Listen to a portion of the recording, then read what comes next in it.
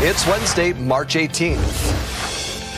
You're going to see measures that the government's taking to help Saskatchewan citizens. The provincial government set to present its new budget today. You have to ask the questions and you have to dig deeper.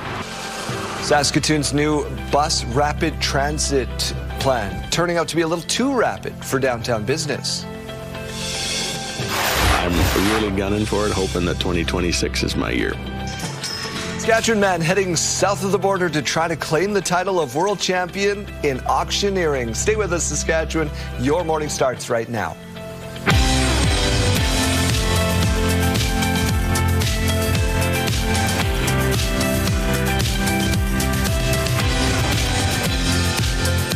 Welcome to Your Morning Saskatchewan. I'm Daryl. And I'm Kayleen. Good morning and happy Wednesday. Have you ever tried auctioneering? No, I haven't. I think I'd be horrible at it. We did it down at Canadian Western Agribition a couple of years ago. It is hard. Yeah, no, I would have to imagine. I can't talk that fast. Trying to mumble some stuff in between. And you're a fast talker, though. I can be.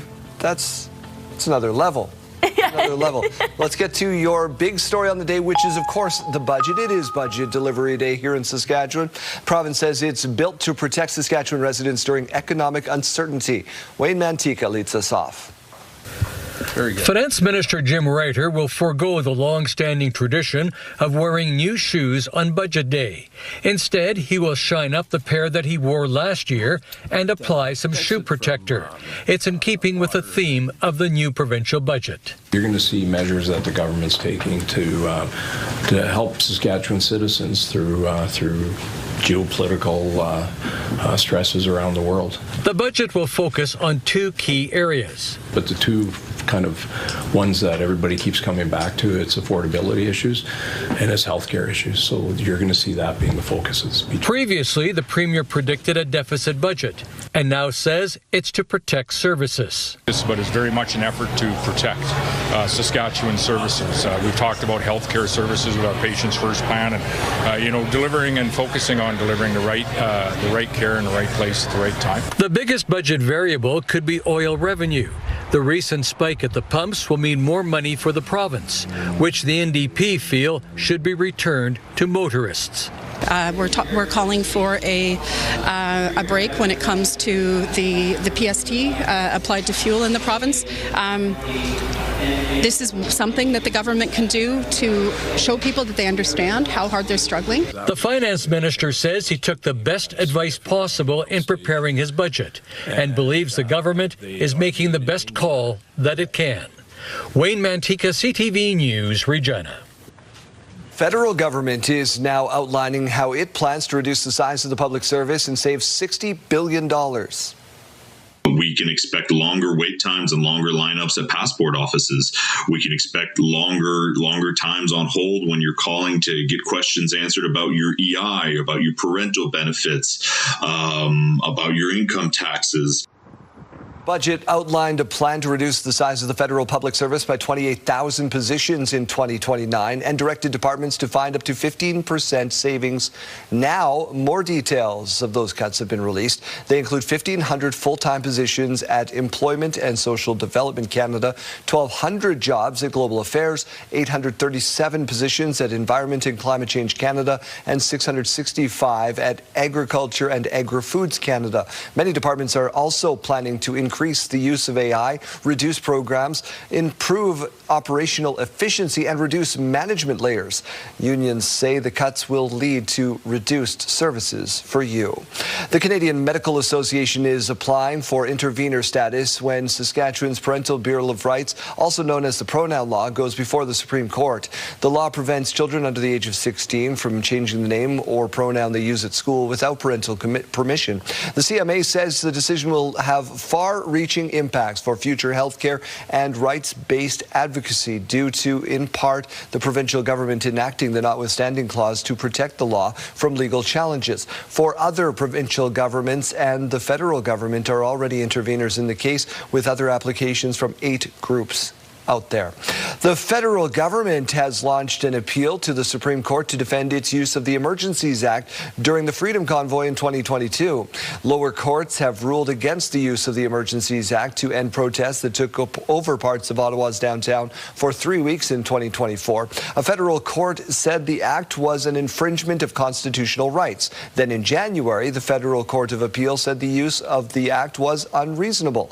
A spokesperson for the Justice Minister says the appeal will help clarify when emergency powers can be used. The Conservatives say there are better uses for taxpayer dollars. Saskatoon's new bus rapid transit plan turning out to be a little too rapid, Jeremy Dodge. Yeah, two associations representing roughly 1,700 Saskatoon businesses are looking to pump the brakes on a number of changes set to transform downtown traffic. When Link launches in 2028, First Avenue will have one lane of traffic in both directions, with buses taking up the two center lanes.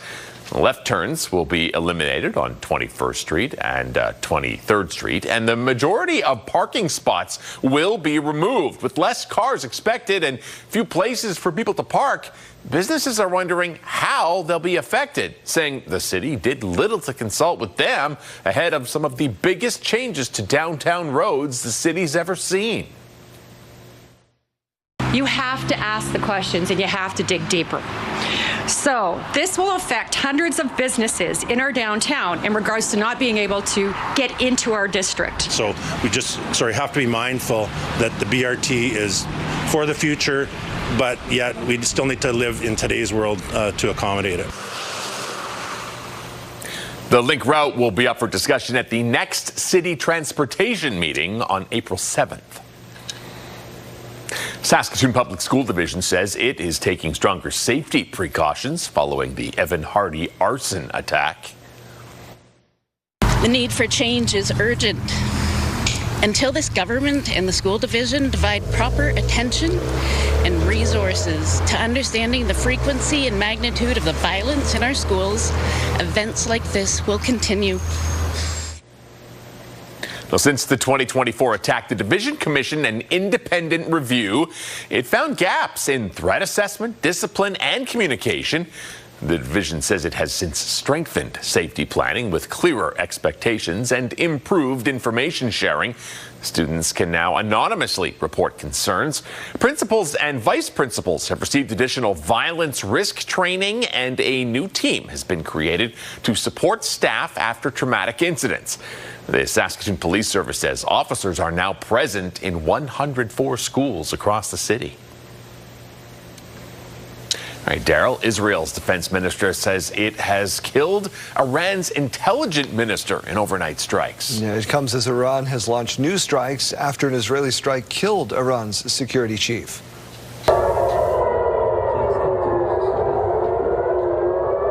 Iran is promising revenge and retaliation for killing the top security official. Iran launched strikes at Israel and neighboring Gulf countries, with explosions heard in the United Arab Emirates and Qatar. Also this morning, Israel has launched a series of strikes on Lebanon's capital as it continues its attack on Hezbollah. I think NATO's making a very foolish mistake, and I've long said that, I wonder whether or not NATO would ever be there for us. So this was a great test, because we don't need them. Most NATO nations have rejected Trump's request to help secure the Strait of Hormuz or participate further in the war in Iran.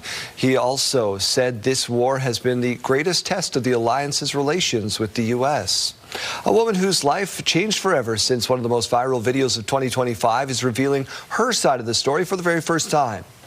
Oh, look at these two. All right. Either they're having an affair or they're just very sharp.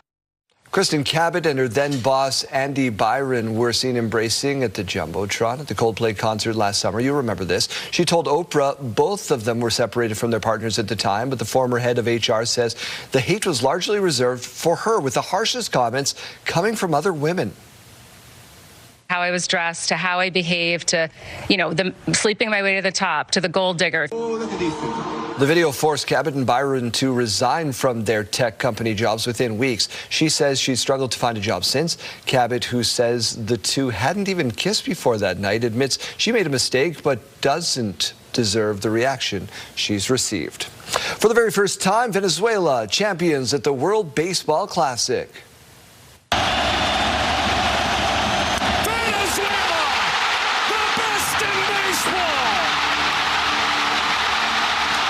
Venezuela beat the U.S. 3-2 in the final Tuesday night. This is also the second straight loss in the WBC final for the U.S.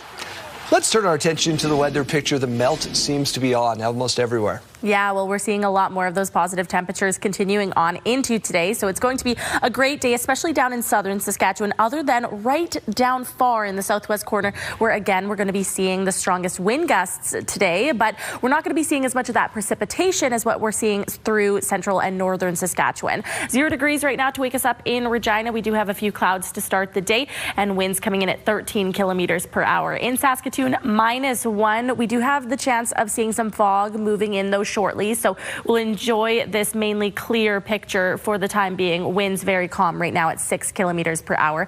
Let's take a look at this radar in satellite, because we did get some precipitation overnight. That came mainly in the form of rain to start before some freezing rain and some snow moved in early this morning.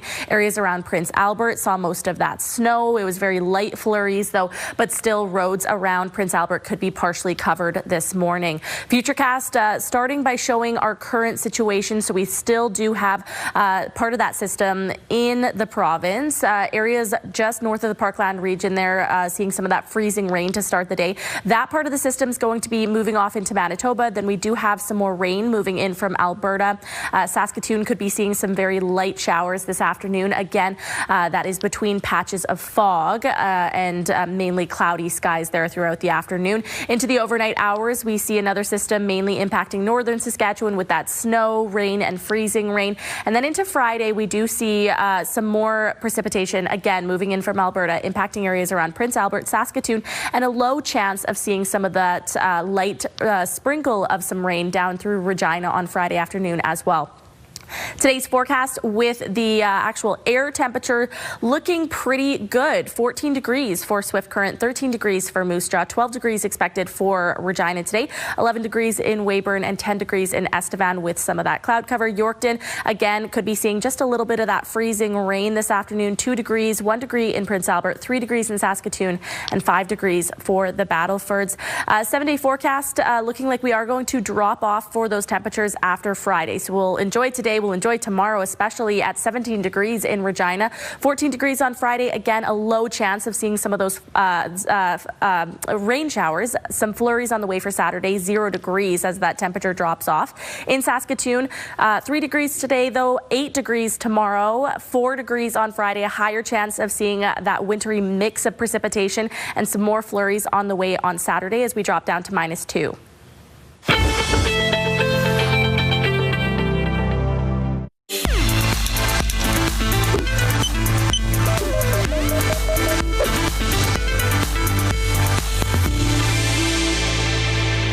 Cutting salt from your diet can lower your risk of high blood pressure, heart disease, stroke, and death.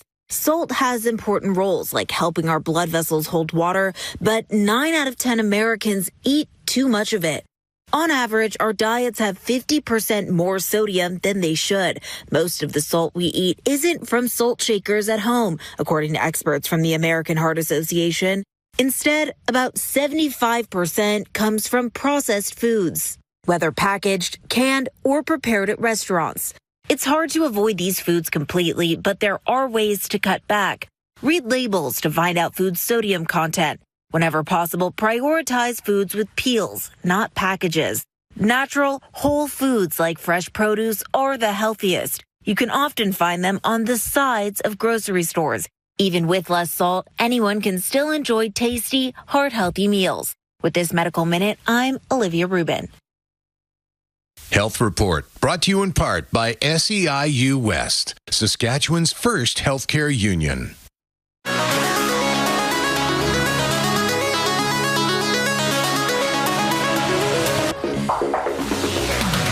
Well, in case you missed it, even Oscar winners like fast food.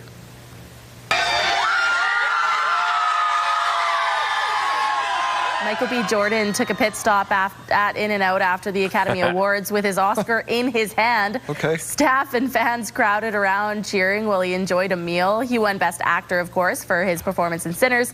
It's safe to say that burger was well-deserved. How much money did he make off of this? Like, did In-N-Out pay him for this, or did he just really enjoy the burger? That's a good question, yeah. I've seen this. I think Paul Giamatti took his Golden Globe once, although no one noticed him. But, poor Paul. Right. But I mean, this is like the easiest viral moment you can make, right? Easy. Like, that's a... Well, now I'm wondering if it is deal. sponsored through In-N-Out, because they did the same thing when Kylie Jenner was pregnant. She was like, my only cravings are In-N-Out. It's always In-N-Out. Shelling out some dough. Question of the day is somewhat similar. Yeah, I'm hoping we get some answers today.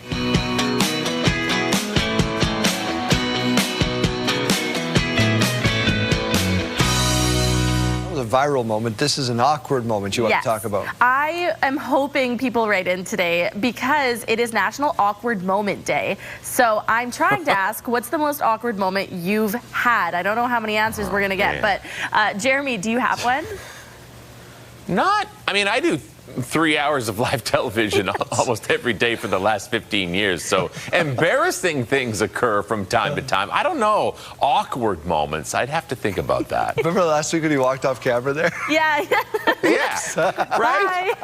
I didn't feel awkward about it. No. Just a little embarrassed. Life happens. Is that different? I can't think of anything on top of my head. Nothing from live television, all those years in live television. I'm going to say that one year, about 3 years ago, that the director, not Director Corey, didn't tell us that we were coming up for live when I was still on location. Okay. So it was just a shot of the lake, and then I heard my name in my ear, and I said, am I live right now? And I just popped into the camera and said, hello. I remember that. Hello. I remember that. That happens from time to time. But if you've got a story that you're willing to share with the general public, scan the QR code. Health News on the other side.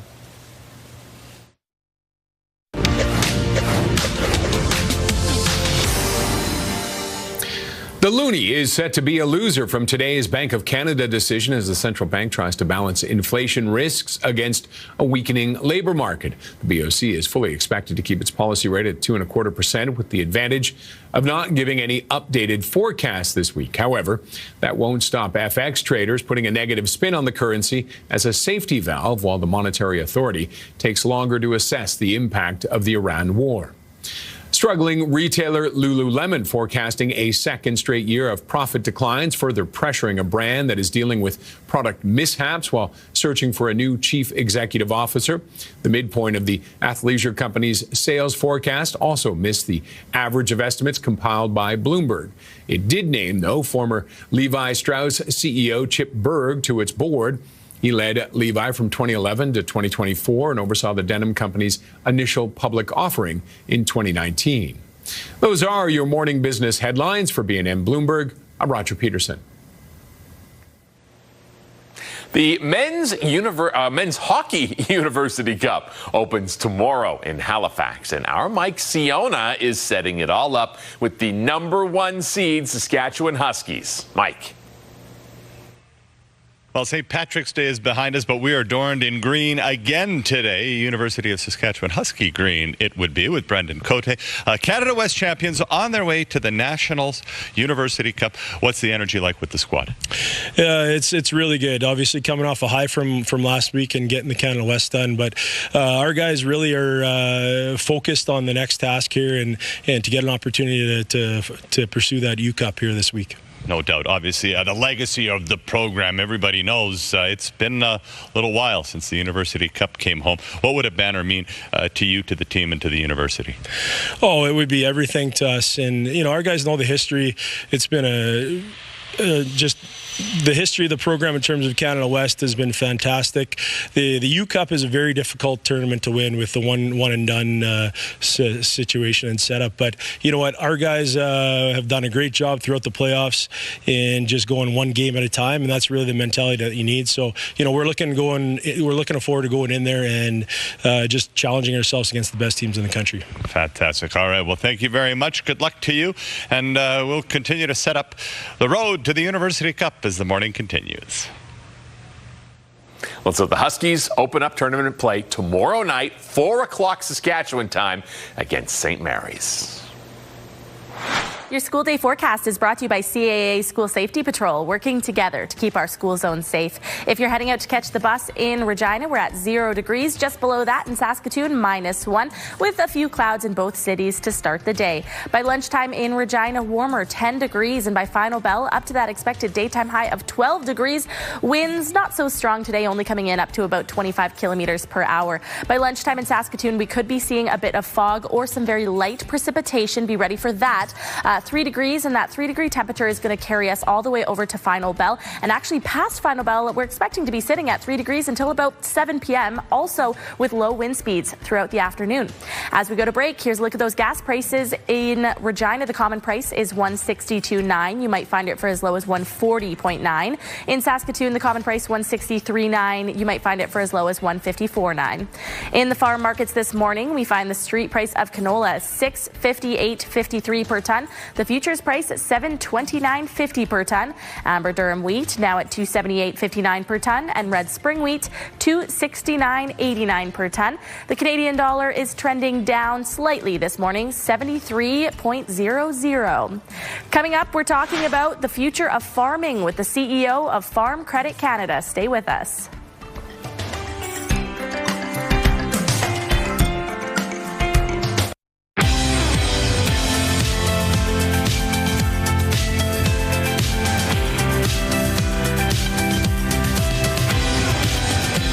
6:30, welcome to Your Morning. Some paramedics in Saskatoon say the system is at a breaking point, facing burnout, staffing shortages, and long wait times for patients.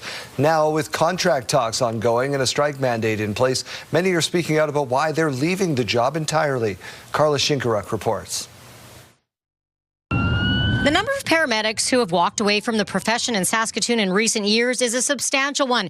According to the Saskatoon Paramedic Association, nearly half of the people working as a paramedic in 2021 have since left the industry. Karen Babinski is one of those who left this past May. The job doesn't love you back, and while we're caring for our patients, we're not being cared for by the industry. After 12 years as a paramedic, she left long before she intended. It's not a sustainable career with the current industry model. Paramedics are preparing for more talks with their employer this April. After all members voted in favor of a strike vote, the Saskatoon Paramedic Association calls the situation unacceptable. That strike vote that we held was a pretty, it's damning evidence, of how our members are feeling. The average paramedic lasts about 3 years on the job. People are getting the answer of we have nobody to send, and there are people waiting 6, 7, 8 plus hours. And this isn't being, taken seriously. Among their concerns, more recovery time between calls. Right now, they get just 45 minutes even after responding to traumatic emergencies. Workers have been without a contract for 2 years while dealing with staff shortages, rising call volumes, and a lack of mental health supports. Medivie Health Services West, which runs paramedic services in Saskatoon, declined an on-camera interview due to ongoing negotiations, but said in a statement, "We remain focused on providing safe, reliable emergency medical services for the region we serve." Even in a strike situation, paramedics would still respond to emergency calls. Babinski, meanwhile, says it's all disheartening. As people that get into this industry because we care so much and we want to be of service to people, we feel personally that we're failing the public. The Paramedic Association hopes upcoming talks will be positive for the sake of employees and public safety. Carla Shinkaruk, CTV News, Saskatoon. Well, a third Saskatchewan overpass has now been hit by a semi this month. The province says the semi-truck hauling an excavator on Highway 39 hit the Highway 1 overpass just east of Moose Jaw yesterday. No injuries or significant damage to the overpass have been reported, and the Ministry of Highways are now determining what kind of repairs might be needed. It follows two similar incidents in Saskatoon. This last one was on the intersection or the bridge at Highway 1 and Highway 39. We will take a look at the permit that was issued. We'll take a look at and do an investigation into what happened. And I haven't heard from staff exactly where that is yet. A new agreement has now been reached to ship Canadian potatoes to Mexico. It's always good to have new markets that are tariff-free or where you can have a bilateral agreement between the countries are especially advantageous. Canada already exports frozen potatoes to Mexico, but this deal announced by Canadian food and Mexican food officials last week will also allow the shipment of fresh Canadian potatoes. Before this, Canada's potato industry relied heavily on one key buyer, the U.S. Rising cost of fuel on the minds of producers at Canada's Farm Show yesterday. The NDP now calling on the province to cut the provincial fuel tax. Cutting the fuel tax is a relief option the opposition has called for in the past, particularly when gas prices shot up during the pandemic. It's not something that certainly had been budgeted for, but is something that can be used to give people a break. We're calling for a break when it comes to the PST applied to fuel in the province. We are seeing a significant increase in the price of oil, which we are going to notice at the fuel pumps as well. How long that occurs for, I'm not sure. Canada's Farm Show runs until tomorrow. City of Prince Albert selling 22 lots east of town to be developed into single-family housing. At Monday night City Council meeting, Council voted to approve the sale of 22 vacant lots on Hadley Road to Pollock Homes, a Saskatoon company. Per this agreement, development on 5 of the lots is slated to begin this year. The offer says half of the payment will be made on the lots when the development permit is issued, and the rest will be settled when the property is sold. So there's a bit of a balance in here, and I'm putting some faith in the fact that we've done our homework, that this is a good builder. He's going to produce what he says he's going to do. The company agreed to pay any outstanding balance by the end of May 2031. The Buffalo Pound Water Treatment Plant's new facility, located between Moose Jaw and Regina, has included a few filtration features. The new plant features a dissolved air flotation process, allowing the impurities from lake water to raise to the top, known as sludge, making it easier to remove. With the plant supplying over 300,000 people water in Moose Jaw and Regina, in addition to surrounding communities, the corporation says there are multiple stages taken to provide safe, clean water. We need to ensure that everything we do is the water is as safe as possible at all stages, and we use a multi-barrier approach. Again, the watershed protection is number one, and then in the plant we have the other barriers that we use to ensure that the water is treated to the best possible quality that we can get. The remaining process is expected to be finished up by January of 2027. A Saskatchewan man is heading down south to claim the title of World Champion Auctioneer.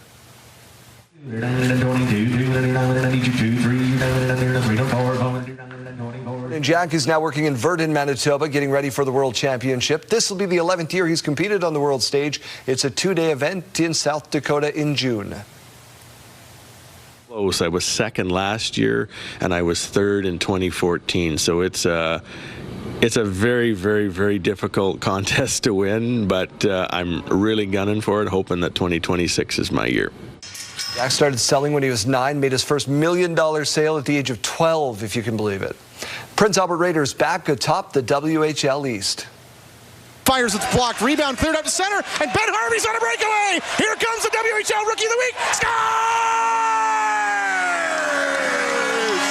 Raiders scored 3 goals in the second, 4 more in the third, en route to an 8-4 win over the Regina Pats. The Raiders now lead the Medicine Hat Tigers by 2 points in the race for first.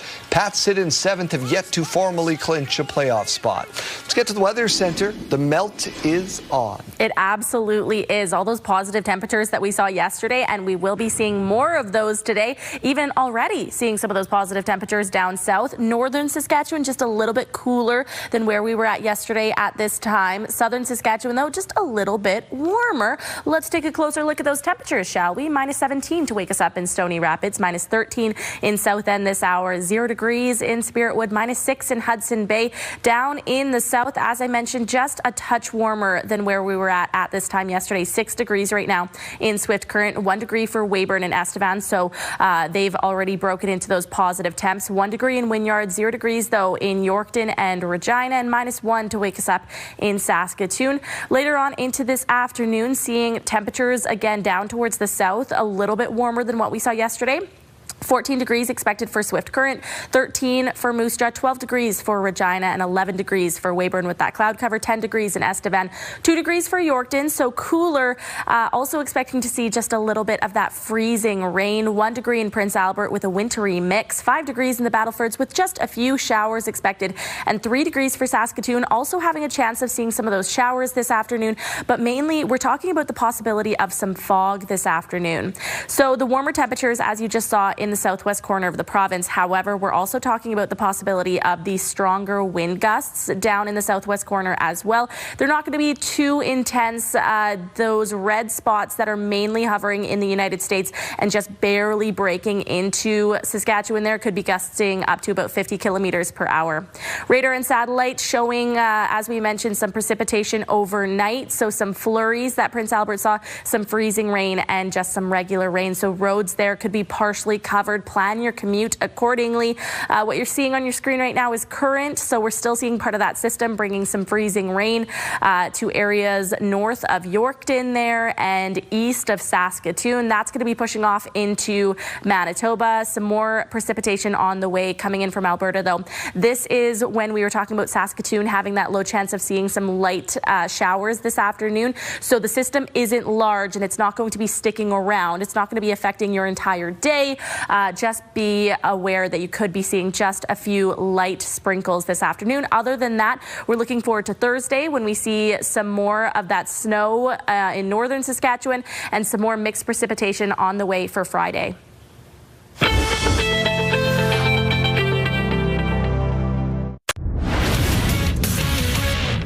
Adam Scully here in the Sports Center newsroom with your must-see moment from Tuesday. And for it, we head to Orlando. Thunder and the Magic. Keep an eye on Alex Caruso. Loses a shoe during the play, picks it up, keeps defending, and while Tristan Da Silva drives, Caruso slaps the ball with his shoe. It's called for the foul. Who uses a shoe, honestly? Austin Powers would have some questions, but we've got that is your must-see moment from Tuesday. Tonight on TSN, we got Raptors basketball. The Raps opening a 5-game road trip in Chicago against the Bulls. Coverage begins at 7:30 Eastern, 4:30 Pacific. That's all for now from the Sports Center newsroom. Have a great day.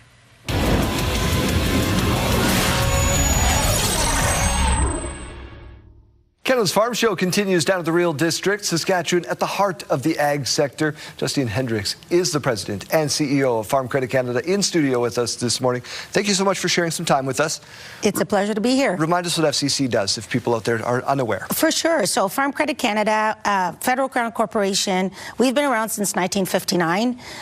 We're Canada's #1 ag lender across the country.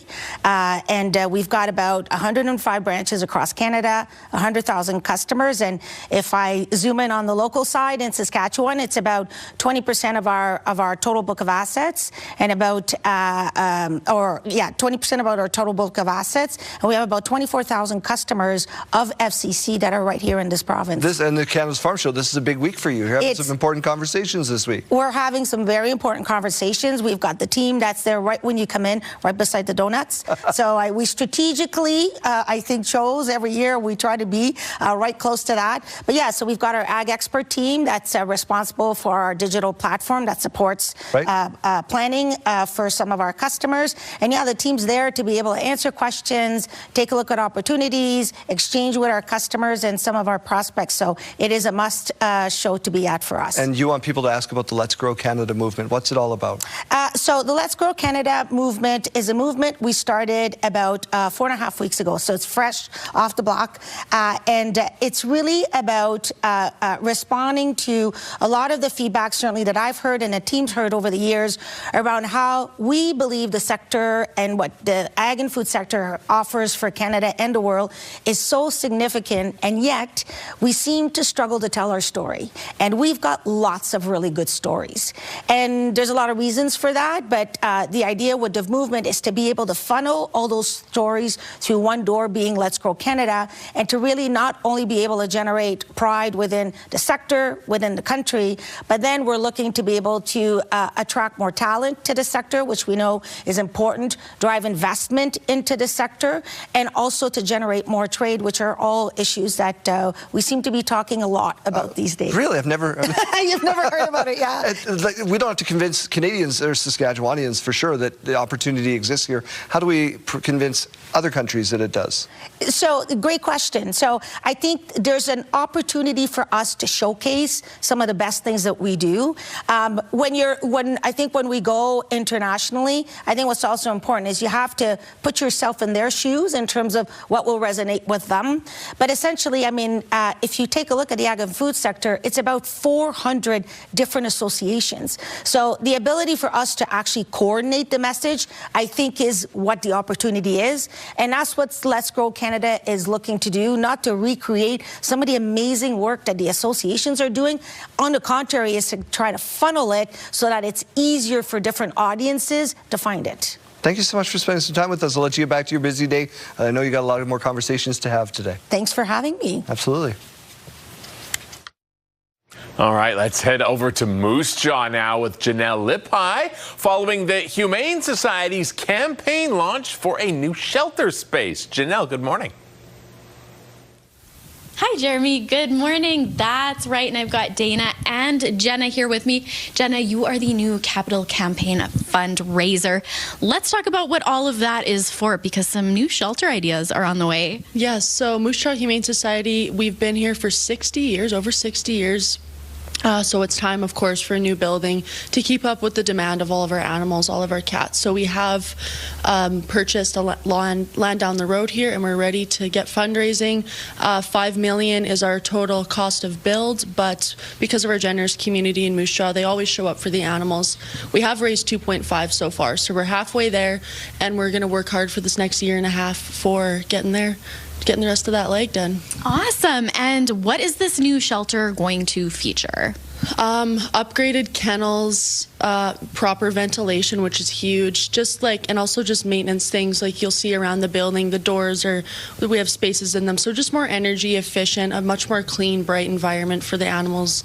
And yeah, especially for the staff, the hardworking staff, all of us here. It'll just be a really good upgrade and a good addition to our community.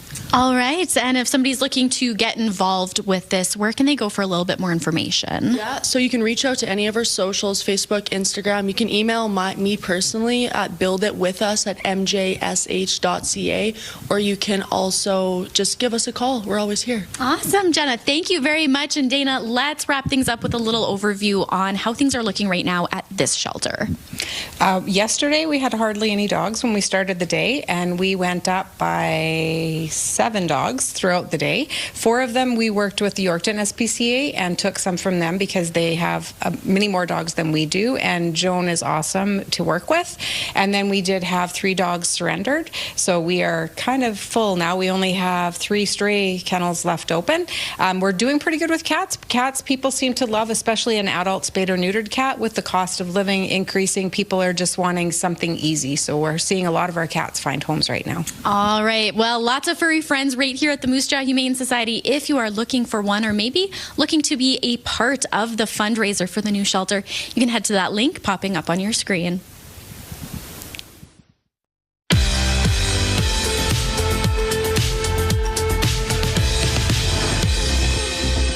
It's March 18th, and we have these milestones to share with you. We'll start off with a big happy birthday going out to Jasper, turning 12 years old today. We hope you have a great day. Lots of love from your Grandpa Gerard and your Grammy Janet.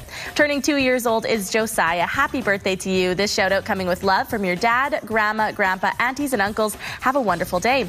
Also celebrating is Brenda. Happy birthday to you. Lots of love from your family and friends who love you so much. Happy birthday wishes also going out to Katie for her 14th birthday. We hope you have a fabulous day with love from your mom, dad, Sophia, and Calvin the cat.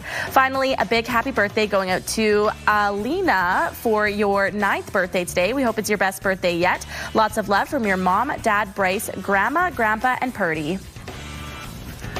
Milestones, brought to you by Harbor Landing Village, an award-winning senior care and living community in Regina.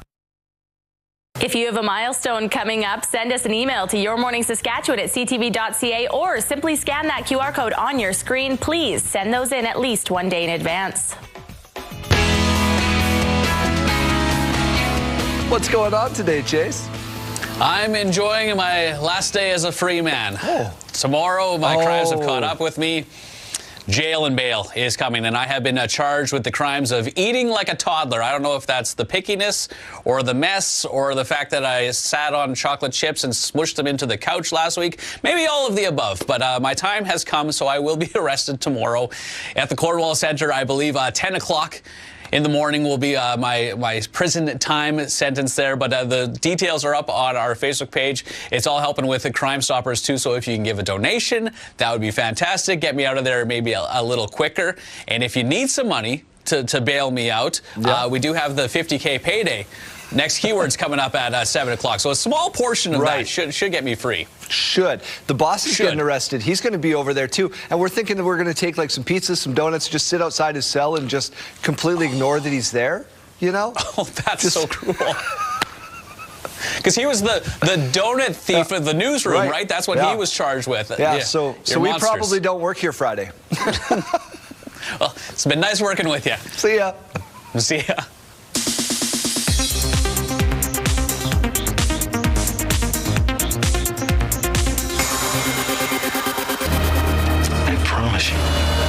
People are built to survive. For Hulu, paradise is not lost. The Sterling K. Brown drama about the aftermath of an extinction-level event has been renewed for a third season. Season 2, which features a guest stint from Shailene Woodley, is streaming on Hulu now. Disney is a parent company of Hulu and ABC News. How did Father do it? Your father never started a war. We're getting more spice. A new trailer for Dune Part 3 shows star Timothée Chalamet fighting a never-ending war while also expecting a child. The third installment of Dune, which also features new cast member Robert Pattinson, is in theaters December 18th. Paul McCartney's new Concerts of the Year will be on a small scale. Sir Paul has announced 2 shows on March 27th and 28th at LA's Fonda Theater, which holds only 1,200 people. Fans can register through Wednesday for a chance to buy tickets. And Maroon 5 singer Adam Levine turns 47 today. That's what's happening in Hollywood. I'm Alex Stone, ABC News.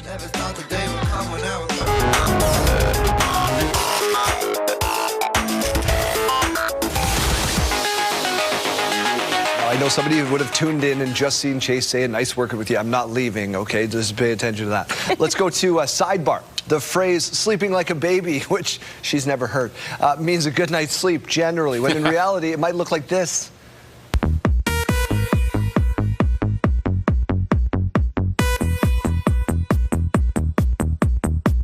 Okay, so I have the luxury that my kids sleep.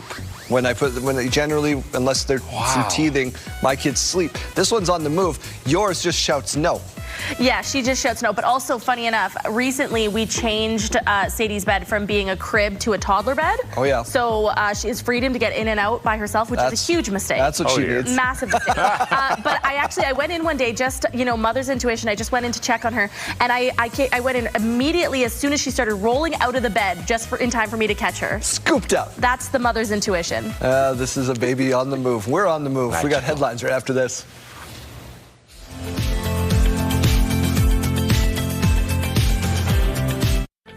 Welcome to Wednesday, March 18th. You're going to see measures that the government's taking to help Saskatchewan citizens. Provincial government set to release its new budget today. People are getting the answer of we have nobody to send, and there are people waiting 6, 7, 8+ hours.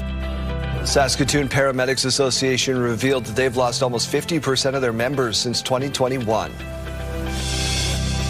We're calling for a break when it comes to the PST applied to fuel in the province.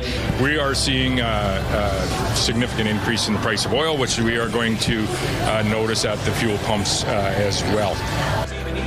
Rising prices for fuel, a major topic on day 2 of Canada's Farm Show. Stay with us, Saskatchewan. Your morning starts right now.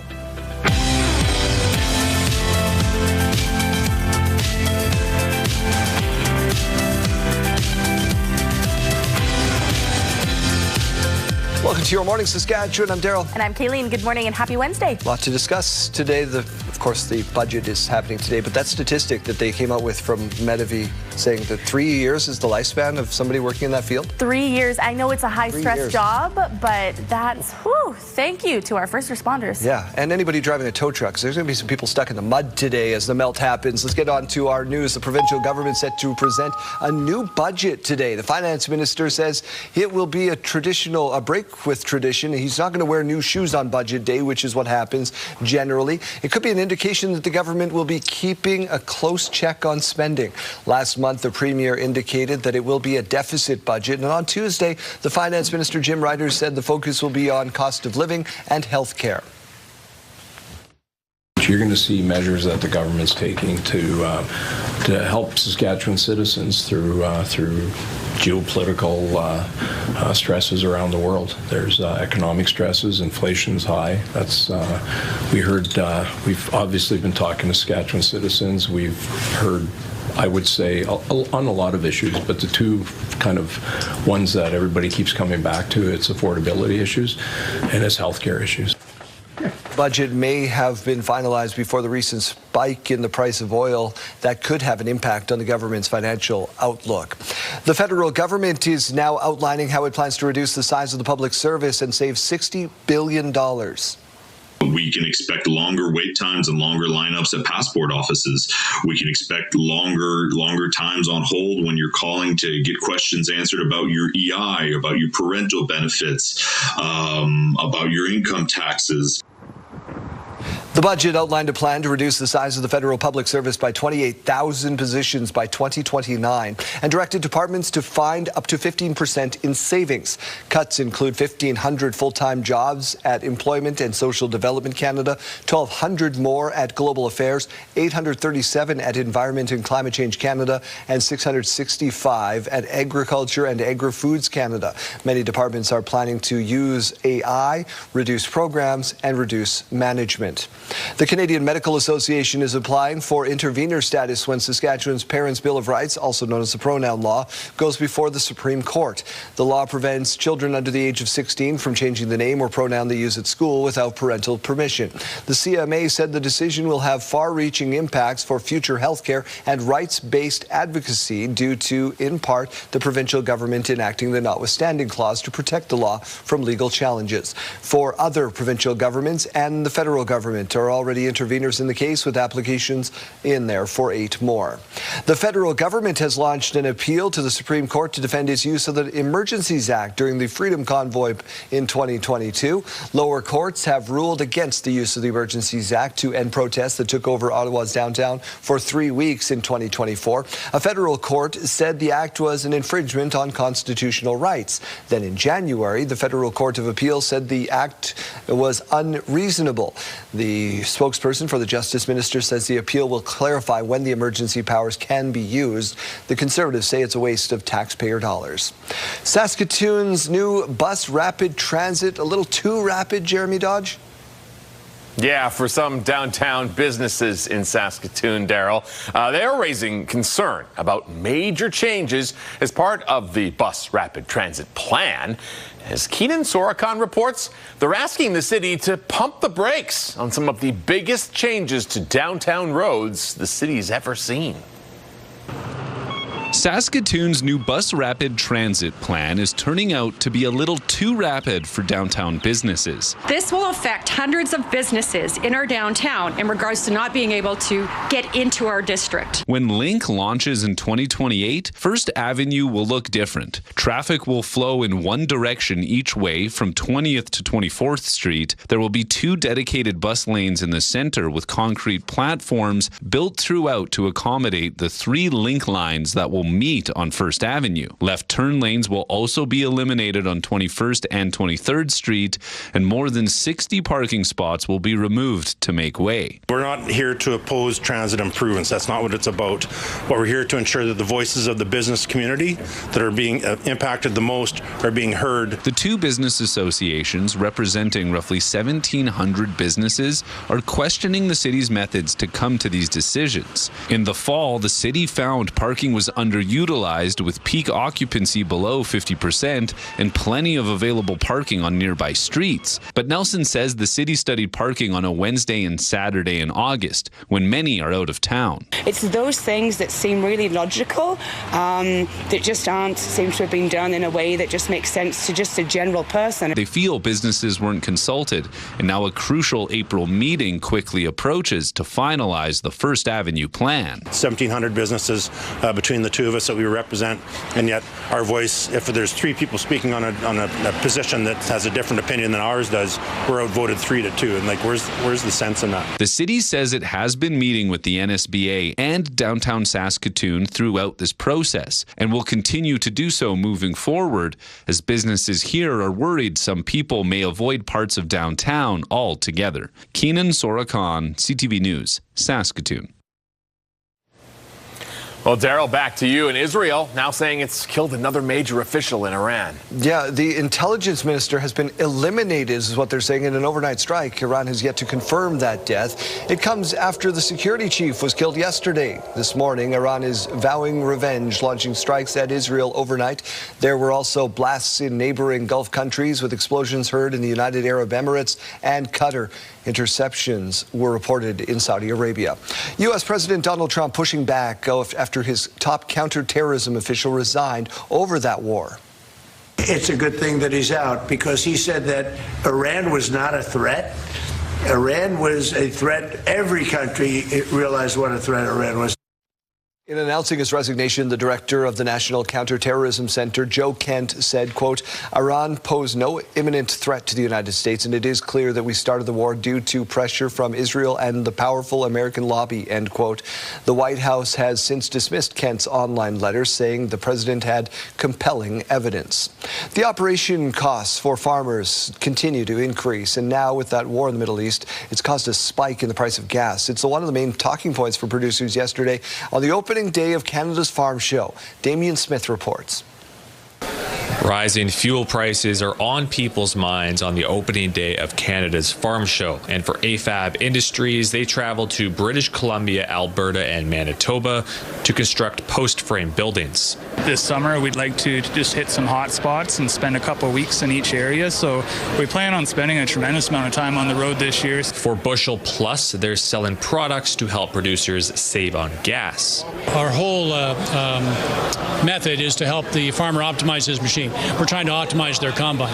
One of the ways we do that is by putting the MAD concaves in there. What the MADs do is they help the farmer using less horsepower in his machine, which is going to then have less fuel consumption. The NDP would like the province to remove the 15% fuel tax. This is something that the government can do to show people that they understand how hard they're struggling, and can show people that they're willing to give them a break. While Premier Scott Moe wouldn't commit to cutting the tax, he did hint that other affordability measures are coming in Wednesday's budget. Governments of all levels are, doing all they can do to ensure that whether it's Regina or whether it's any community in Saskatchewan remains the most affordable community in the nation to live. For Hawkins, he's not sold on cutting the fuel tax either. If there was a reduction like that, it would affect our business tremendously. If it was a temporary measure, but in long term, I think, our roads and infrastructure is falling apart in some areas as it is. I think temporarily it would be a good thing, but perhaps not long term. Canada's Farm Show runs until Thursday with over 300 exhibits on the trade show floor. Damien Smith, CTV News, Regina. The melt is on my backyard. It's got a couple of pools in it. I got to level it off. I know. My daughter fell yesterday in one of the puddles and she was just soaked. So the melt continuing today. You might want to grab some rubber boots, a nice little rain jacket, especially because we are also going to be seeing some rain in some parts of the province. Right now, though, we're waking up to 0 degrees in Regina, so almost into those positive temperatures, just not quite there yet. Seeing some cloud cover to start the day and winds coming in at 17 kilometers per hour in Saskatoon, -2 right now to wake us up. We were were expecting to see a little bit more fog this morning. Thankfully, visibility is unlimited out on those roads for the time being. We do have just a few clouds to start the day as well. Winds are going to be going up for just the southwest corner of the province this afternoon. Could be seeing those gusts up to about 50 kilometers per hour. Other than that, if you're not right in that southwest corner of the province, we're not worrying too much about those winds today, thankfully. We are talking about some of that precipitation. We did see some of that overnight around Prince Albert, some areas just north of Saskatoon as well. This is the current situation that we're looking at. It has started to push off into Manitoba. We do have some more rain on the way from Alberta into the middle of the afternoon there, though. This is at about 3:15 p.m., so a low chance of Saskatoon seeing just some light showers today. It's not really going to be all throughout the day. It is a very small system. Into tomorrow, or overnight rather, this is at about 2 a.m. We do see some more flurries making their way into northern Saskatchewan, tracking eastward into Manitoba. Still by about 11:45 a.m. tomorrow, we still do see some of those flurries way up north, and some more rain on the way for Friday. This is at about 1:15 a.m., but there is also a chance in the afternoon of seeing some of those showers as well. A low chance, about 30% of Regina seeing some of them. Today's forecast looking really good down south. 15 degrees for Swift Current. That's well above the seasonal average. 13 degrees for Moose Jaw. 12 degrees for Regina. 11 for Weyburn, and 10 degrees for Estevan. Some more cloud cover expected down in that southeast corner of the province. Just talked about some flurries this afternoon for Yorkton. 2 degrees with that. 1 degree in Prince Albert. 6 degrees for the Battlefords, and 3 degrees expected for Saskatoon. So again, we're talking about more of that warmth down south, especially tomorrow. 17 degrees is what we're expecting. Winds could be going up, though, gusting in Regina up to about 40 kilometers per hour, so that will affect the air temp there. 14 degrees, though, on Friday. Again, about a 30% chance that we see some light showers. 0 degrees on Saturday, and a higher chance of seeing some light flurries. In Saskatoon, 8 degrees tomorrow, so we are seeing an improvement, but also talking about some of that cloud cover again. Friday, wintry mix on the way. 4 degrees, dropping down to -2 by Saturday with some flurries.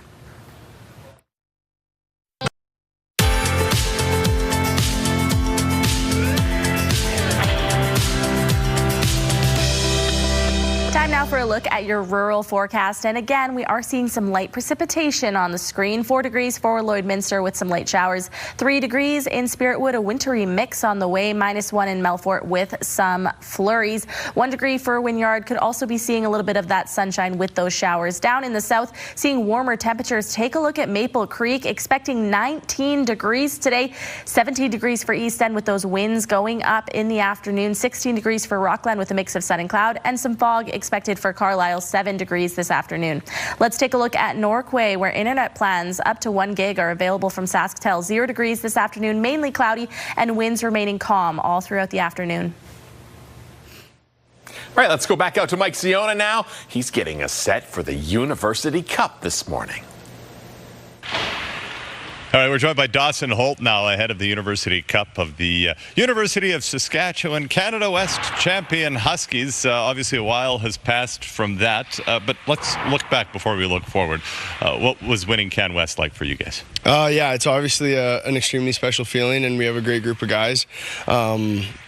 We knew it was going to be tough repeating what we did last year, but I'm really proud of the group and how we handled the playoffs there and ended up winning. Love that. Now, obviously, the next chapter to be written here starting this weekend and hopefully will culminate in the program's second University Cup championship. What would that mean for you guys in the room? Yeah, it'd be huge. I mean, we hear about it lots from the alumni who did it and how special that year was for those guys who won nationals. And obviously it's something, especially after last year, kind of having the taste of getting close but not quite getting it done. I think it's something that's been motivating us all year. So it's going to be huge this weekend. Yeah, you mentioned that, and obviously knocking on the doors. You mentioned the experience of last year, that bitter taste in the mouth. What do you guys need to do differently? And I know every year is different, but what do you need to do differently to get a different result this year?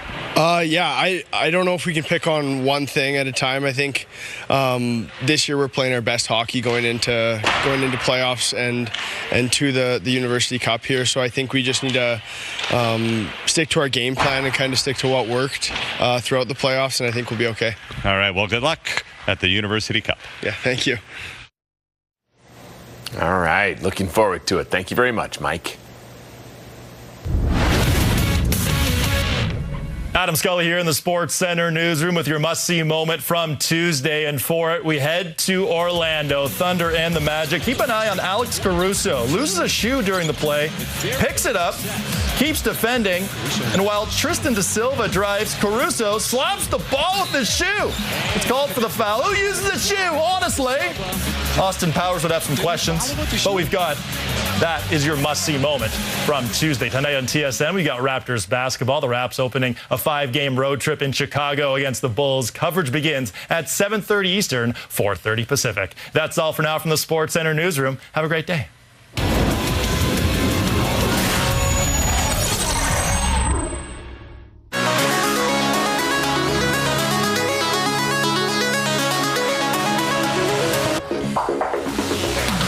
This was trending over the internet yesterday. A dazzling daylight fireball flashing across the sky over the eastern U.S. and Canada yesterday. Oh, what the was that? Did you see it right up there? Yeah. Top of your screen? The meteor produced a fiery streak and triggered a sonic boom as it broke the sound barrier. Take a listen. It was just like a boom, like that. Like, bah! Like that. I love anytime they ask somebody. It's like asking somebody to describe what the tornado sounded like. NASA says the fireball was first spotted above Lake Erie. This piece of space rock was a part of an asteroid weighing about 7,000 kilograms that fragmented into meteorites over Ohio. Better there than here. I really thought that it was going to be an actual video of the sound. You're like, take a listen. And it was just a guy going, bah! Yeah, I love that guy. I might have to save that one for a random day. Let's get over to our question of the day.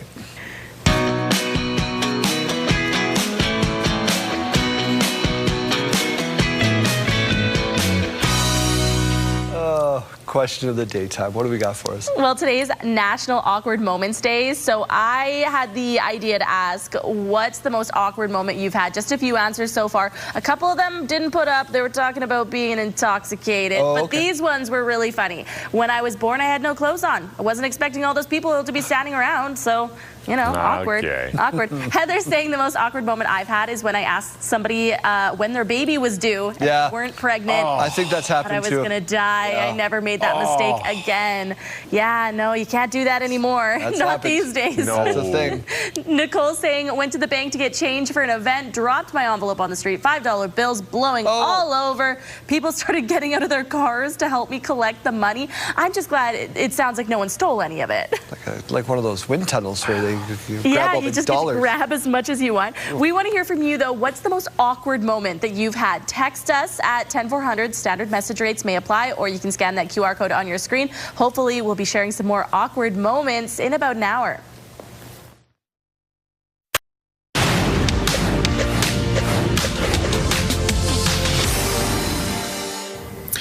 The loonie is set to be a loser from today's Bank of Canada decision as the central bank tries to balance inflation risks against a weakening labor market. The BOC is fully expected to keep its policy rate at 2.25% with the advantage of not giving any updated forecast this week. However, that won't stop FX traders putting a negative spin on the currency as a safety valve while the Monetary Authority takes longer to assess the impact of the Iran war. Struggling retailer Lululemon forecasting a second straight year of profit declines, further pressuring a brand that is dealing with product mishaps while searching for a new chief executive officer. The midpoint of the athleisure company's sales forecast also missed the average of estimates compiled by Bloomberg. It did name, though, former Levi Strauss CEO Chip Bergh to its board. He led Levi from 2011 to 2024 and oversaw the denim company's initial public offering in 2019. Those are your morning business headlines. For B&M Bloomberg, I'm Roger Peterson.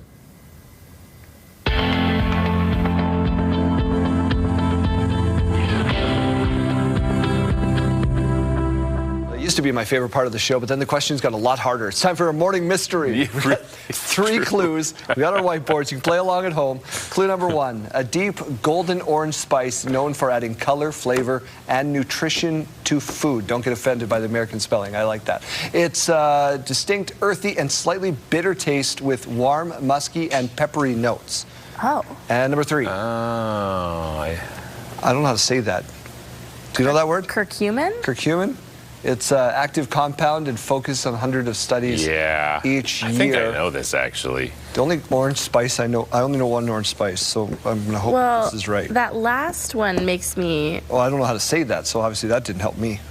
I'm hoping that I only know two orange spices? Is curry orange? I actually took some of this at one point. I was going to say... count of three? I think One, this two, is three. it. I was going to go with turmeric, and then I saw curcumin or whatever in the last one, so I said cumin. I don't know. What the heck that is. It is. I should have go with your guts, folks. This is this is your reminder to go with your gut. Actually.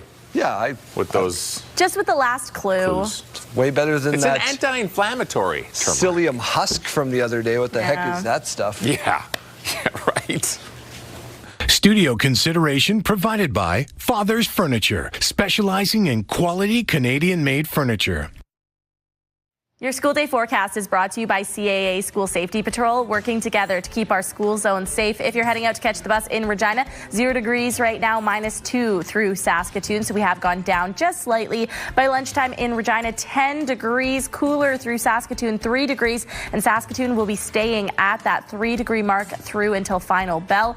In Regina, the daytime high is expected to be warmer, 12 degrees, well above that seasonal high for this time of year. As we go to break, here's a look at those gas prices in Regina. The common price $162.9. You might be able to find it for as low as $140.9. In Saskatoon, the common price $163.9. Some places selling it for as low as $154.9. The farm markets this morning showing the street price of canola at $658.53 per ton. The futures price $729.50 per ton. Amber durum wheat now at $278.59 per ton, and red spring wheat $269.89 per ton. The Canadian dollar is down. It's at 73.00 even. And after the break, Prince Albert's race for first place continues. Highlights from the WHL action coming up. Stay with us.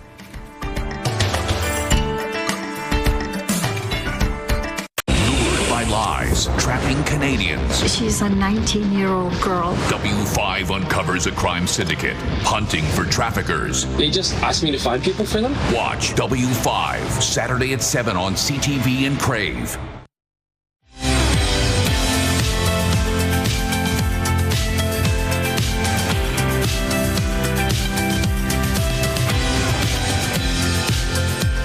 Welcome back to Your Morning Town. Thank you for being with us. The Saskatoon Paramedics Association revealing that they've lost almost 50% of their members since 2021. 50%. The vice president of the Paramedics Association in Saskatoon, Davis Roach, says paramedics are only lasting in the profession about 3 years on average, which he says is unfortunate but not surprising given the high level of burnout. The union membership voted 100% in favor of strike action last month, with talks now in mediation. One of the things they are negotiating is for more time than they typically have, 45 minutes in between calls, especially when they are in a traumatic event nature. People are getting the answer of we have nobody to send, and there are people waiting 6, 7, 8 plus hours. For whatever reason, this isn't being taken seriously, and I think it needs to be taken seriously. Medavie Health Services West operates Saskatoon Paramedic Services and declined an on-camera interview due to the ongoing union negotiations, but did say in an email statement that they remain focused on providing safe, reliable emergency medical services.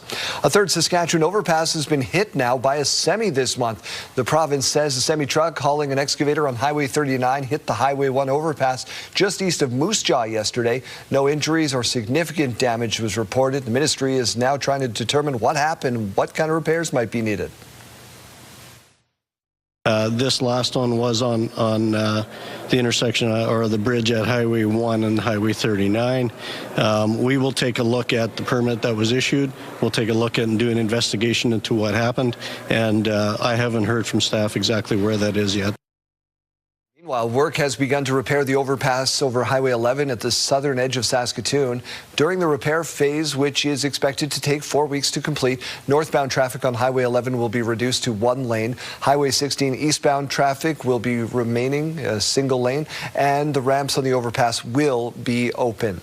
Power has been restored in parts of Cuba after a massive blackout Monday. However, it is only a glimmer of hope for the people living there. Just waiting. Waiting for miracle. Waiting for what? For a miracle. For a miracle.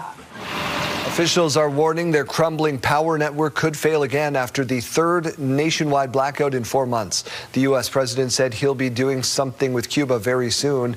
A U.S.-imposed oil blockade is largely to blame for recent outages since critical oil shipments from Venezuela were halted after the U.S. attacked Venezuela in January. Starting today, Sri Lanka has declared all Wednesdays a public holiday for institutions to conserve fuel. Sri Lanka is dealing with the fuel shortages because of the war in Iran.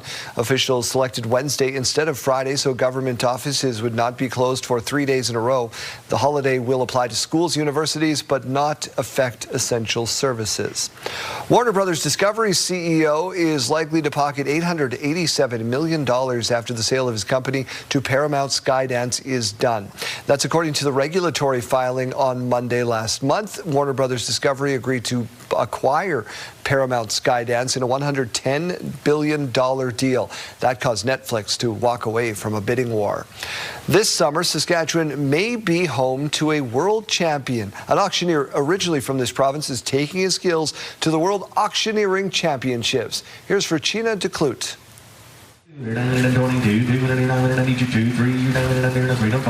A Saskatchewan man is heading down south to claim the title of a world champion in auctioneering. So I was second last year, and I was third in 2014. So it's a very, very, very difficult contest to win, but I'm really gunning for it, hoping that 2026 is my year. This will be his 11th year competing on the world stage. It's a 2-day event held in South Dakota in June. On the first day, competitors have to answer 3 questions for 25% of the total points. Some of the questions are simple, like, what made you become an auctioneer? What would you do if you were a crown champion? What would you talk to an intercity group of school kids about if they asked about beef? On the second day, competitors do what they do best, sell cattle. Most of us will sell anywhere, could be 200 head, could be 500 head, but there'll be a total somewhere between 5,000 and 8,000 head on the day. Jack has been preparing for this moment for most of his life. I started selling when I was 9 years old. I sold my first $1 million sale when I was 12 years old and started working full-time when I was 16 years old in Yorkton, actually. He then started competing. That's how I got my first job offer, was competing in the Grain Millers Harvest Showdown auctioneer competition, which was held in Yorkton many years ago, and just moved along through all the competitions around Canada, was fortunate enough to win all of those. Being a top auctioneer takes skill. Knows the product that they're selling, has a good rhythmical chant that can move along the sale, has clarity so that everybody knows where the prices are. Champions represent over 800 markets in North America for the entire year. Virginia DeClute, CTV News, Verdun.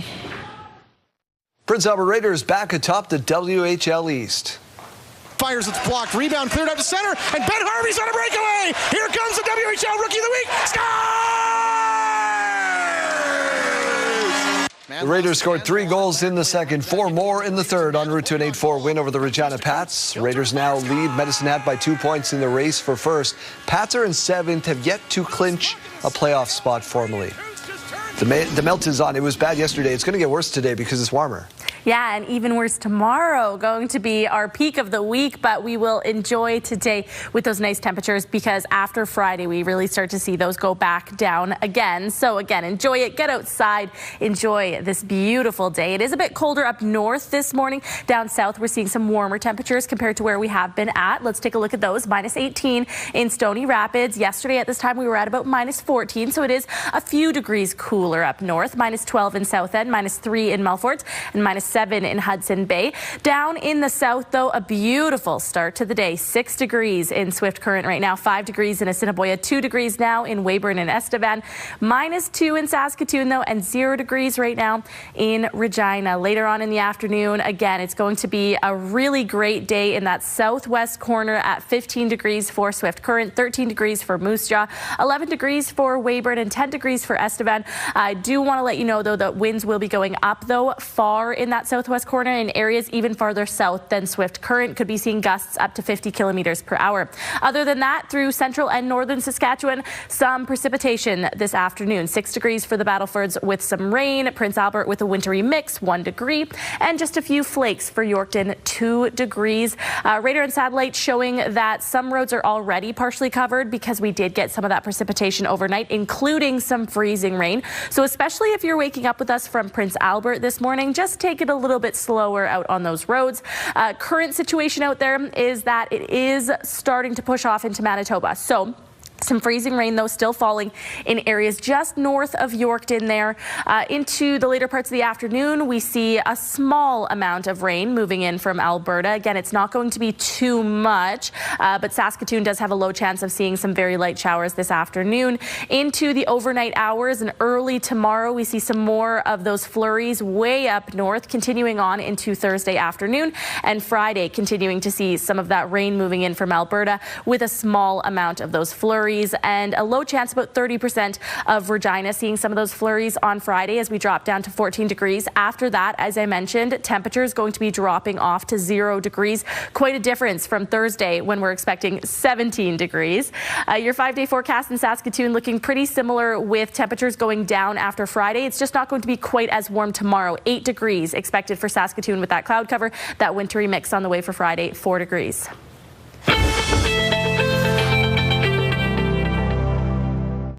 Lives of fast cash. What did you think was in the bag? Trapping young Canadians.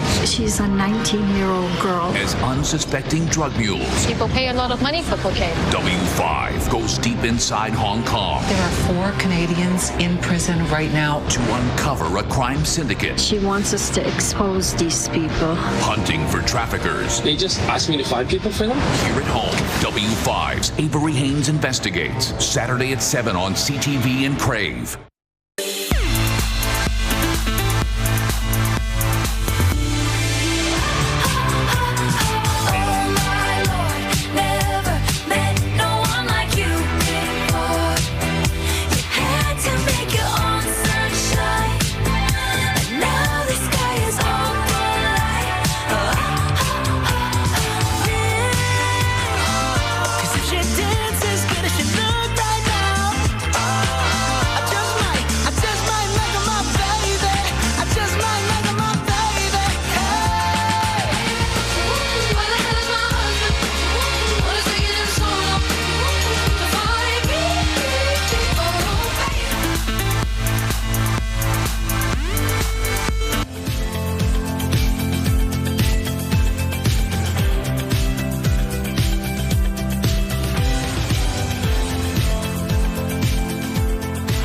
Provincial government is celebrating Les Rendezvous de la Francophonie throughout the month of March. On Monday, students and Francophone organizations celebrated that proclamation at the Saskatchewan Gallery. Charles-Henri Warren is the Executive Director of Francophonie Affairs for the province of Saskatchewan, in studio with us this morning. Thank you so much for being here. My pleasure. I guess I should say, qui est le Rendezvous de Francophonie? So the Rendezvous de la Francophonie is a national celebration of French language and culture that takes place every year in the month of March. There really there's a ton of activities going on. Basically, most of these activities are organized by community organizations, so they'll have various social events. Like, for instance, last week, the local Francophone Association in Regina had a sugar shack at their community center. There's also more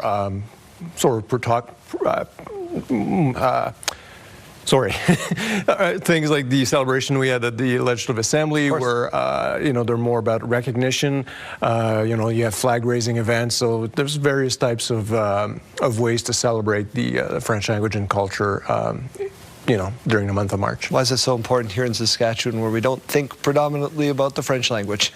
Well, it's true the community here is not very big, but it's been a part of the province from the very beginning of Saskatchewan, and also nationally there's about 10 million people who speak French. Internationally, you're looking at over 300 million. So, it's a bridge to many other cultures and people. So, how big of an asset is it for young people who go on later in life to careers?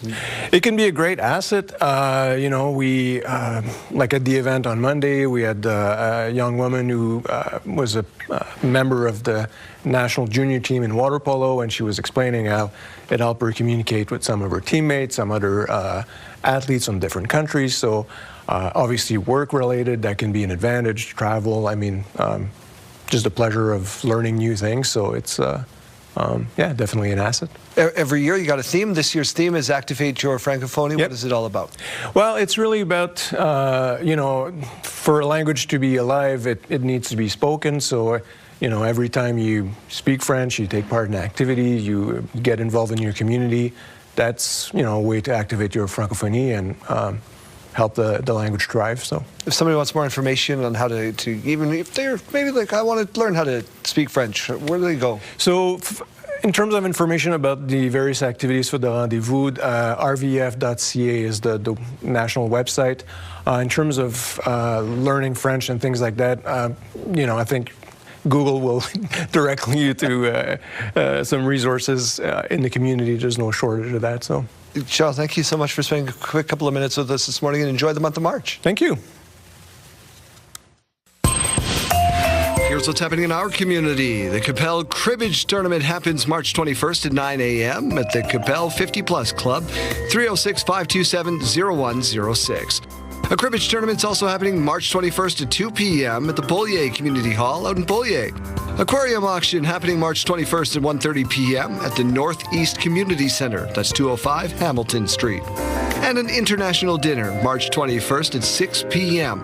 Little Flower Parish, 420 College Avenue, 306-522-8583. Submit your event by visiting our website, ctvregina.ca, and click on Community Calendar, or simply scan the QR code on your screen.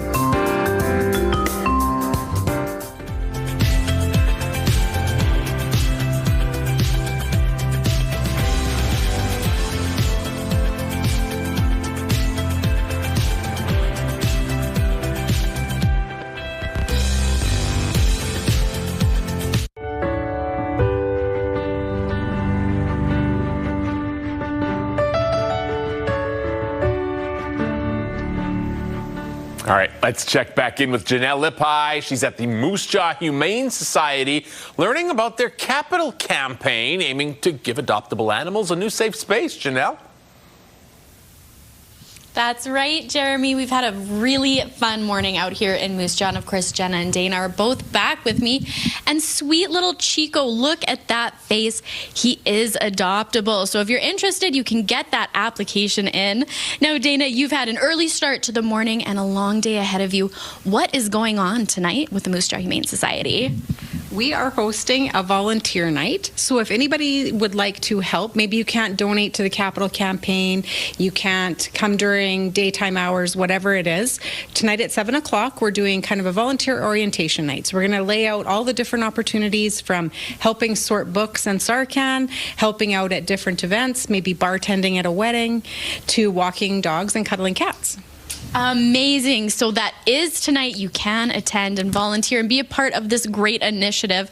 Tell me a little bit about the bookstore behind us too, because that has brought in quite a bit of profit for you guys. It has. Last year it brought in over $20,000, and every penny of that goes to help the pets that call the shelter home while they wait for their forever families. So we're so grateful to the community who donates the books to us. We have some great puzzles and games too at times, and then we're grateful to everybody who comes shopping. The bookstore is open every day during the same hours as the shelter is open, and we do have 3 remote locations throughout Moose Jaw as well: Tourism Moose Jaw, the spa, and the Wandering Market.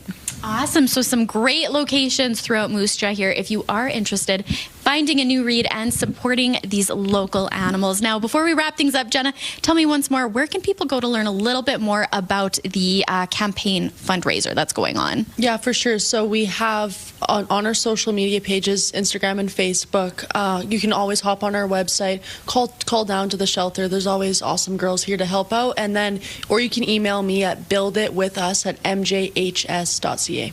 Awesome. Well, thank you both so very much. And Chico, you did an amazing job. You can find more information on that link popping up on your screen. You can also check it out if you're interested in applying here for little Chico. That's right. MJHS.ca. Janelle, thank you very much. Thank you, Chico.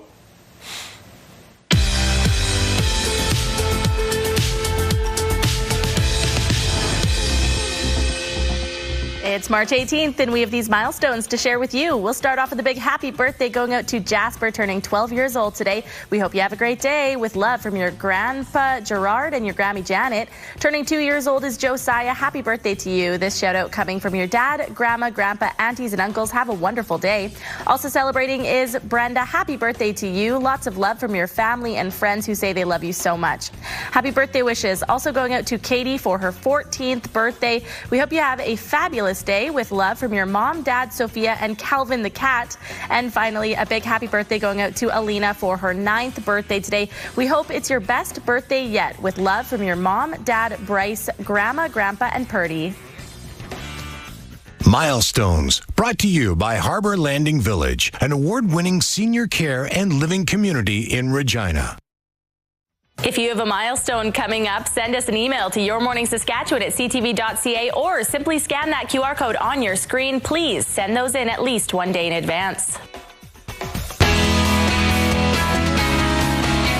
don't know. What do you think your bail's going to be set at? And do you think it's going to be achievable? Like, how long do you think you're really going to be in Crime Stoppers jail?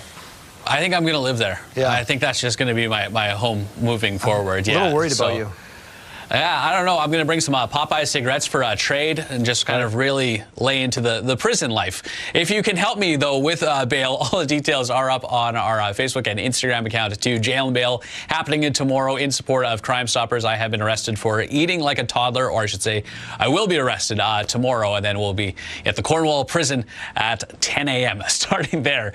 Until then, though, we got lots going on this morning. Your next keyword for the $50,000, that is on the way at 8 o'clock this morning. And two, the March to Country Thunder continues on. We'll get you that song of the day at 8:20. That could get you weekend passes with a chance to upgrade all the way to platinum. If you start building some sort of makeshift shank, I may have to not so anonymously report a crime. All right, so don't tell you about my shank is what you're saying right now. I am not going to be your patsy. That's fair. Gotta draw the line somewhere.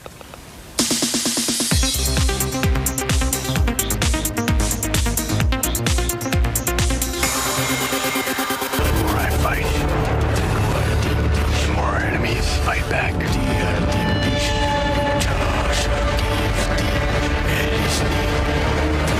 I'm doing the best I can to protect my family. Timothée Chalamet leads another all-star cast in the first teaser trailer for Dune Part 3. The film, based on Frank Herbert's novel Dune Messiah, is the conclusion of director Denis Villeneuve's epic trilogy. Dune Part 3 arrives in theaters December 18th. Мне же поручили это все снимать. Я для них, получается, пропагандист. Я люблю свою работу, но не хочу становиться пешкой режима. Ты тюрьму захотел? Ну, что вам Евгения Владимировна будет говорить, она думает. More people will have a chance to see the Oscar-winning documentary Mr. Nobody Against Putin. The film about a small-town Russian schoolteacher who resists Putin's propaganda machine after the invasion of Ukraine is adding more than 30 screens in North American cities. You can check whether it's playing near you at kinolorber.com. In Hollywood, I'm David Daniel. По совместительству школьным.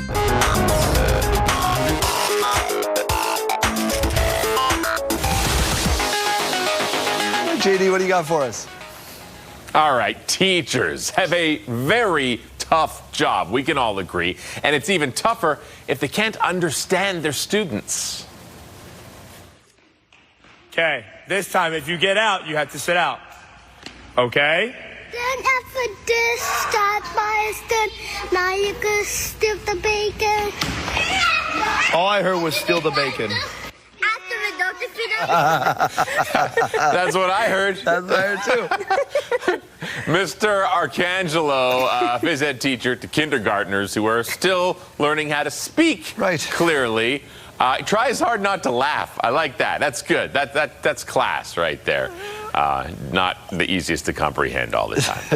This is my favorite part of having a toddler so far, is when they come up to you and they go, ga-ga-ga, goo-ga-gee, ika-goo-ga, and they're just waving their arms frantically like it's an emergency. And you're like, you have no problems. I checked for all of them. You're fine. What are you saying to me? My nephew watched a lot of Dora the Explorer, came out speaking Spanish. Oh! We're like, what is that? I think that's Spanish. I don't think that's gibberish. Wow. I think that's... Well, now I have to let my daughter watch Dora the Explorer. He has not maintained it at all. Let's get to your headlines right after this short timeout.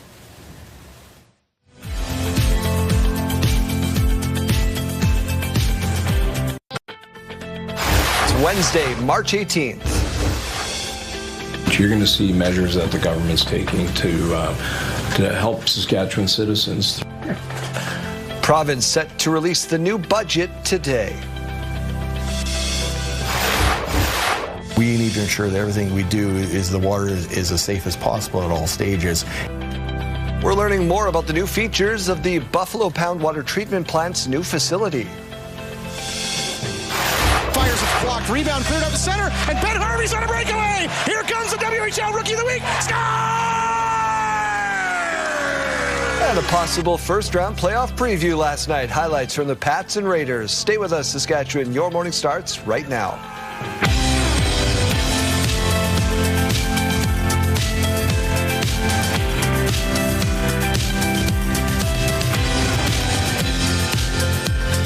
Welcome to Your Morning Saskatchewan. I'm Daryl. And I'm Kayleen. Good morning and happy Wednesday. Puddles all over my yard, all over my front yard.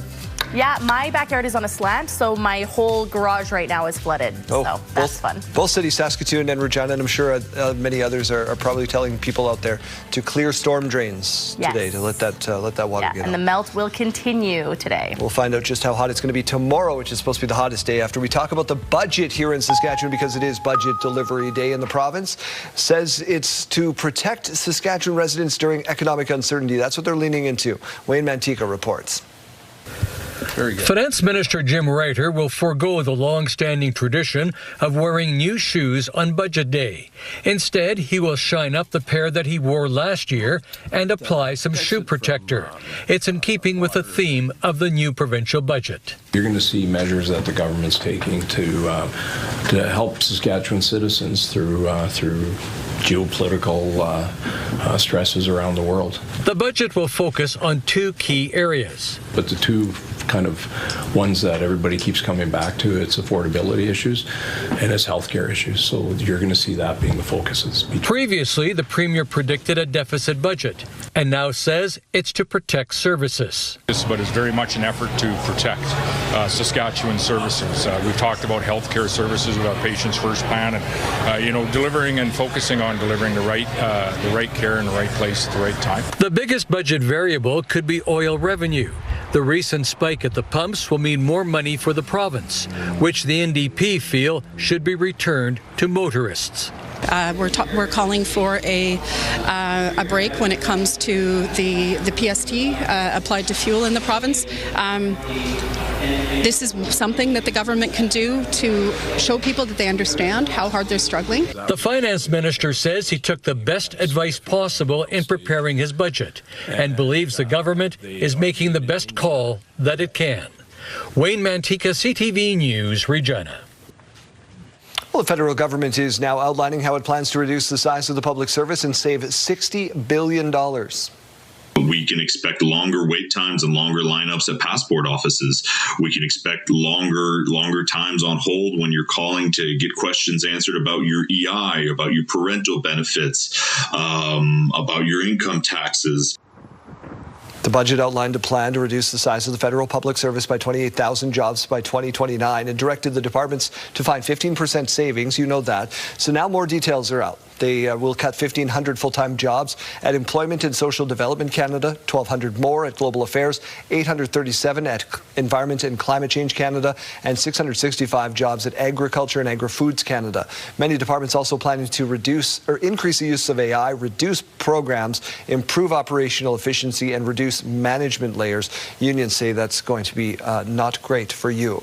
The Canadian Medical Association applying for intervenor status when it comes to Saskatchewan's Parental Bill of Rights rights, and that goes before the Supreme Court soon. The law prevents children under the age of 16 from changing their names or pronouns they use at school without parental permission.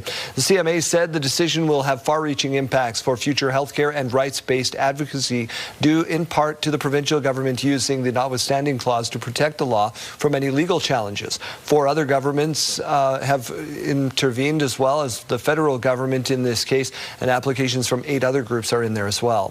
Federal government has launched an appeal to the Supreme Court to defend its use of the Emergencies Act during the Freedom Convoy. Lower courts have ruled against the use of the Emergencies Act to end protests that took over parts of Ottawa's downtown for 3 weeks in 2024. The federal court said that act was an infringement on the constitutional rights. In January, the Federal Court of Appeal said the use of the act was unreasonable. A spokesperson for the Justice Minister says the appeal will help clarify when emergency powers can be used. The Conservatives say there are better uses for taxpayer dollars. When is rapid transit too rapid, Jeremy Dodge? Well, it's what some Saskatoon businesses think is happening in Saskatoon. There are 2 associations representing roughly 1,700 Saskatoon businesses that are looking to pump the brakes on a number of changes set to transform downtown traffic. When Link, that's what they're calling the BRT, launches in 2028, First Avenue will have 1 lane of traffic in both directions, with buses taking up the 2 center lanes. Left turns will be eliminated onto 21st Street and 23rd Street, and a majority of parking spots will be removed. With less cars expected and few places for people to park, businesses are wondering how they will be affected, saying the city did little to consult with them ahead of some of the biggest changes to downtown roads the city's ever seen. You have to ask the questions and you have to dig deeper. So this will affect hundreds of businesses in our downtown in regards to not being able to get into our district. So we just have to be mindful that the BRT is for the future, but yet we still need to live in today's world to accommodate it. The exact Link route will be up for discussion at the next city transportation meeting. That's on April 7th. Repairs to the University Bridge in Saskatoon are now complete following that fire last week that resulted in traffic restrictions. It was March 8th. A human-caused fire ignited on the structure that left a sanitary sewer pipe underneath damaged. So for the last several days, the westbound curb lane into downtown was restricted to allow crews to fix the piping. That work is now complete.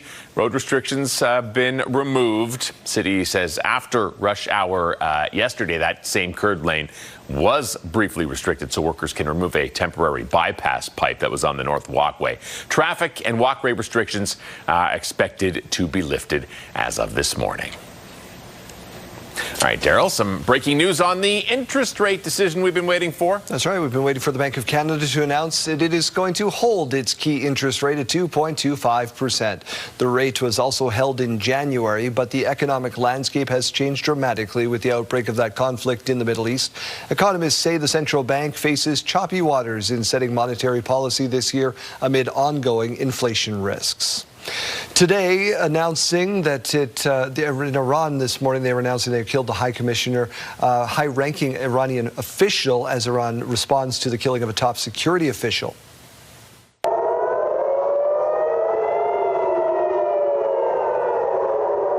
Iran targeted Israel with multiple warhead missiles overnight to avenge the killing. Israeli officials say 2 people were killed east of Tel Aviv. The person killed was a policy advisor, senior one, to the country's late supreme leader. Iran also attacked Saudi Arabia's oil-rich eastern province, as well as Kuwait, Bahrain, Qatar, and the United Arab Emirates.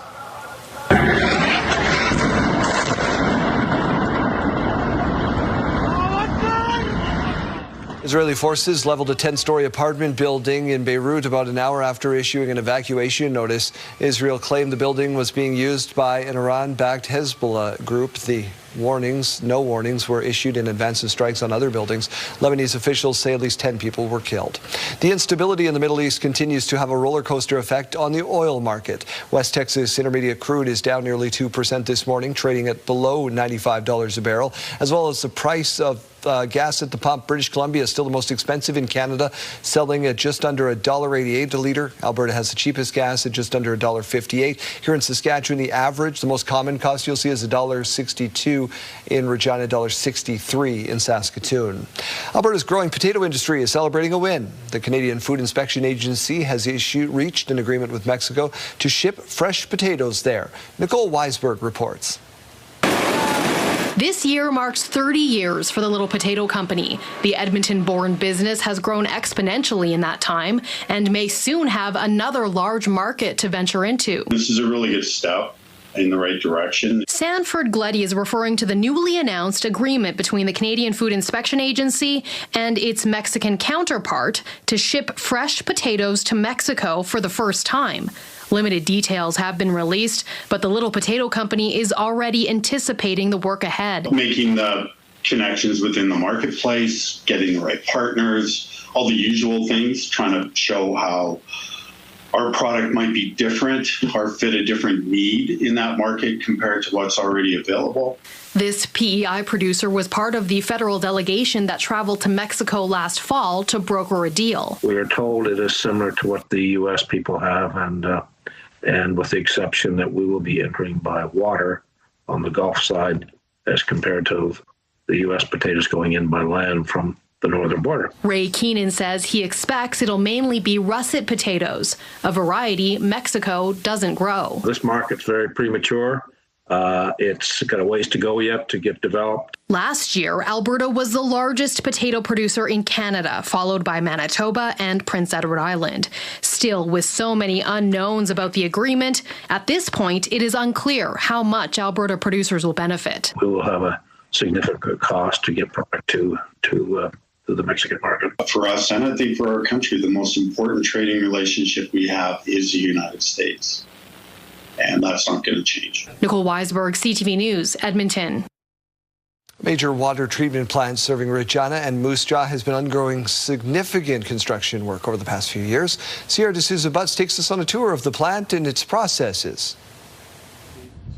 It all starts with pulling water from Buffalo Pound Lake before heading into the main plant. When we bring the water in, we remove the impurities. So through the first stages, we're removing about 95% of the impurities.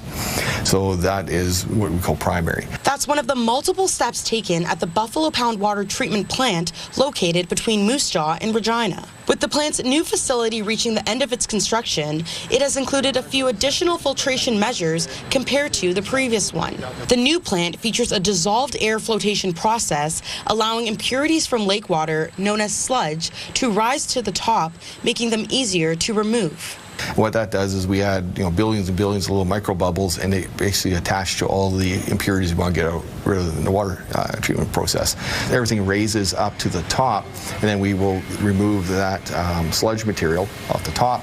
From that, then we will take the good water, which at that point is about 95% clean. From there, the water goes through the ozone and UV systems, along with other filters to remove any remaining contaminants. As the plant supplies water to over 300,000 people in Regina and Moose Jaw, in addition to surrounding communities, the corporation says it acts as a public service agency. We need to ensure that everything we do is the water is as safe as possible at all stages, and we use a multi-barrier approach. Again, the watershed protection is number one, and then in the plant we have the other barriers that we use to ensure that the water is treated to the best possible quality that we can get. Although the new building still has some deficiency work to complete, the water treatment plant itself is fully operational. The remaining process is expected to finish by January 2027. Sierra D'Souza Butts, CTV News, Buffalo Pound. Blaine Lake is one of the finalists in the Kraft Hockeyville contest, earning $50,000 for arena upgrades. The town is competing against other provinces and territories for a chance to host an NHL game in their community and an additional $250,000 to fix up the local rink. Judges will choose the top two finalists on Saturday. Then Canadians can vote for the winner between Friday, April 3rd and Saturday, April 4th. The Kraft Hockeyville Grand Prize winner will be announced on April 4th.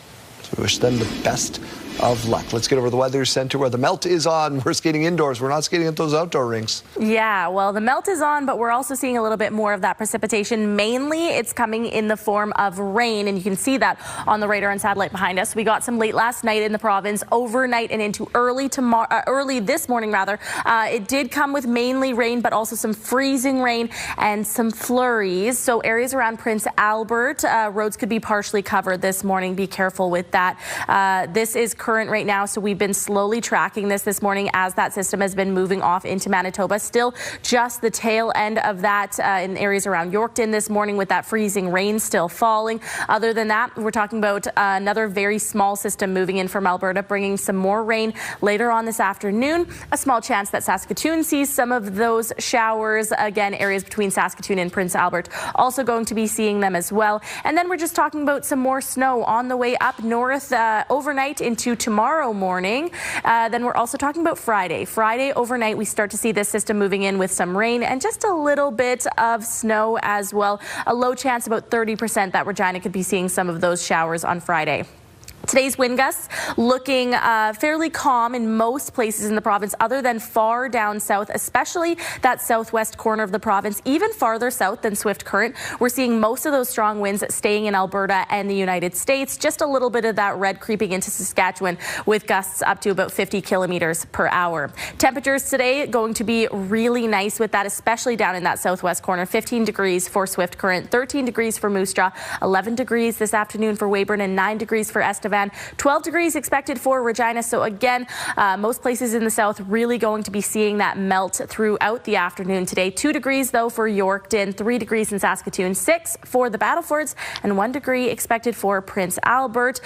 Today is warm, but tomorrow is warmer. 17 degrees expected for Regina, dropping down slightly on Friday to 14 degrees. Again, that is still far above the seasonal average for this time of year.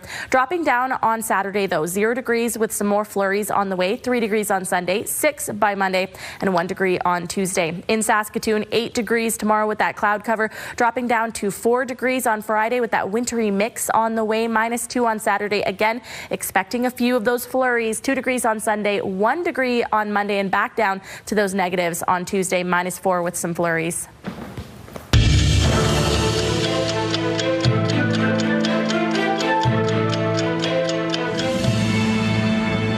On this day in history, March 18th, 2020, Canada and the U.S. announced the border would close to all non-essential traffic due to the growing number of COVID-19 cases.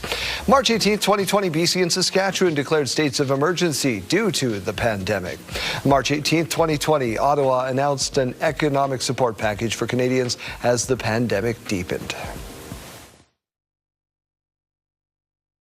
She's a 19-year-old girl. W5 uncovers a crime syndicate hunting for traffickers. They just asked me to find people for them. Watch W5 Saturday at 7 on CTV and Crave.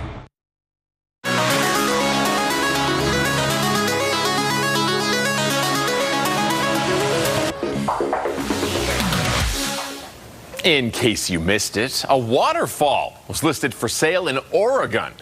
Abiqua Falls, known for its spectacular 92-foot drop off a cliff.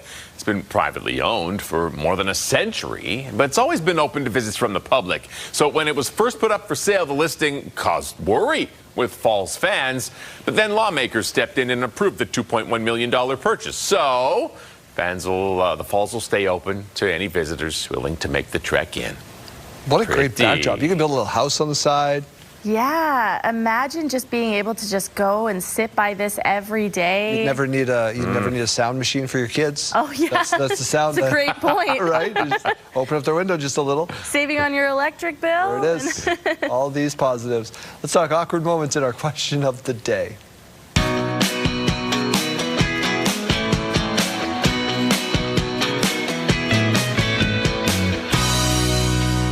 Awkward Moment Day. We asked for your awkward moments, and boy, did you deliver, Saskatchewan. Let's get ready to have a little bit of a giggle. Andrew saying, I pulled up to the gas pump beside a really good-looking blonde lady pumping her gas, got out of my truck, trying to look like, all that in a bag of chips, stepped out on the ice, fell, did the splits right in front of her. I got up quick like I meant to do it. At least I found out that I can still do the splits at 57 years old. Still sore, though. Yeah, still limp for a few days after. There you go. Kelly, this one is my father-in-law. He said, years ago, while trying to exit a washroom in Regina's Douglas Park area, I pushed the door to get out, gave a man ready to enter a bloody nose. It was George Reed. No. Oh, no. Whoa. I'm sure he was kind about it. I'm going to have to ask more about this later because I've never heard that story before. Damaged an icon. Yeah. Patrick saying I was shopping for a new bed. Well, in the store, I tried 2 beds and I broke both of them. Ruh-roh. Uh-oh. Lori saying, one time I called in sick and I was out with my son. I ran into a higher-up boss. She knows me. I think I said hi. Oh, yeah, that'll happen. Yikes. Leanne saying, I was at China Liang's buffet with my husband. After I got my plate of food, I sat down, started eating. Then I looked up and there was a man sitting across from me, which was not my husband. I've done that. This is you see this all over social media. Somebody sits down, takes a drink, but then looks up and, that is not my seat. Been there. At least she said that the man chuckled. Donna from Yorkton saying, I went on a teenage skiing trip. I was on the ski lift, almost at the top of the hill. One of my skis fell off and went all the way down the hill. So embarrassing. Oh, worse things have happened than that. Maybe not when you're a teenager. Yeah, how do you get down at that point, though? You just got to walk all the way down with one ski? Thank you so much for participating in today's question of the day.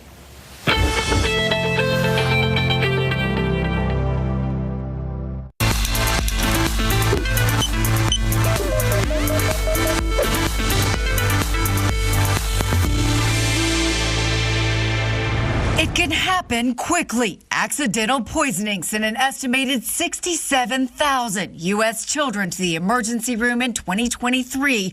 It was also the cause of 90 child deaths. They are naturally exploring and curious, which is a wonderful, amazing, and normal and appropriate thing for these children. But that means they might be curious and explore things that could be dangerous to them. Dr. Manisha Agarwal with Children's Healthcare of Atlanta says parents may not realize some potentially dangerous items are in their home. That includes some cosmetics and personal care products like eye drops are an exposure risk. Household cleaners, including laundry detergent, brightly colored pods can be attractive to young hands. Plants can be a problem. Many common indoor and outdoor ones can be toxic if ingested. Foreign bodies like button batteries found in things like toys can also lead to a medical emergency, and medications, both prescription and over-the-counter, including edibles. They can be formulated in candies or cookies or chips or other snacks or gummies that children might want to consume. To prevent poisoning, Agarwal says to make sure you store dangerous items up, away, and out of sight, ideally in a place that can be locked. All cleaners and other household fluids should be kept in a place that's child-proofed. If you have medicines you're no longer using, get them out of your house. Dispose of them properly so your child can't find that leftover and take it by accident. For Health Minute, I'm Mandy Gaither. Health Report, brought to you in part by SEIU West, Saskatchewan's first healthcare union. All right, let's head back out and check in with Mike Siona one last time, who's getting set for the University Cup. Well, we saved the best for last. Captain Gunnar Kinneberg joins us now, ahead of the University Cup. What's the feeling like in the room? It's just excitement. I mean, we were there last year. A lot of the guys were there last year, so we're really just excited for another opportunity at it, and just excited to get to Halifax. Absolutely. Now, Gunnar, talk about what it would mean from a program standpoint. If you can really put it into perspective, is that not something you're thinking about? It's just one game at a time. I mean, it's something you do think about. I mean, it's been a while. They've only won one in the 82 there, so it's something that we think about, and our alumni put so much into this program, and so we do think about that. So it definitely is in the back of our mind. No doubt. What's it going to take? Obviously the captain, the leader, you're ready to shoulder this team to a university championship? Yeah, it's going to take a lot. And like I said, we're a mature group. We've have guys that have been there last year, understand how the tournament works, and it's a single game knockout. Anything can happen. So really just come prepared and ready to go, and just play our game. There you go. Well, there it is. The University of Saskatchewan off to the University Cup. It's going to be a tremendous weekend of U Sports hockey, and we wish you guys the best of success. Thank you very much.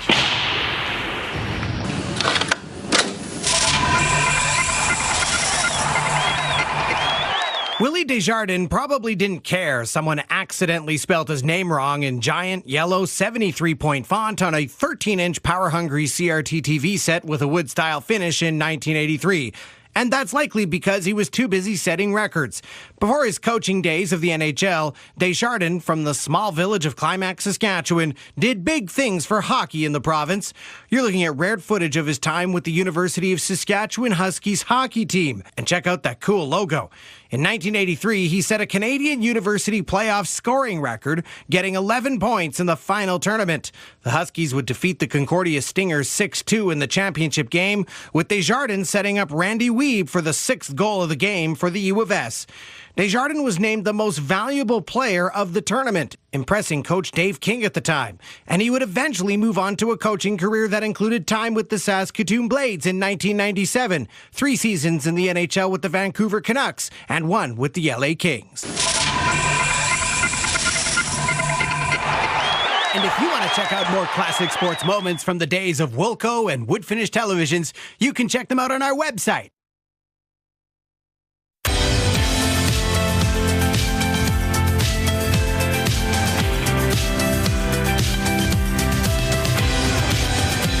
Welcome back to Your Morning. It is 8:30. Some paramedics in Saskatoon say the system is at a breaking point, facing burnout, staffing shortages, and long wait times. There's a strike mandate now in place, and many are speaking out about why they're leaving the industry. Carla Shinkaruk reports. The number of paramedics who have walked away from the profession in Saskatoon in recent years is a substantial one.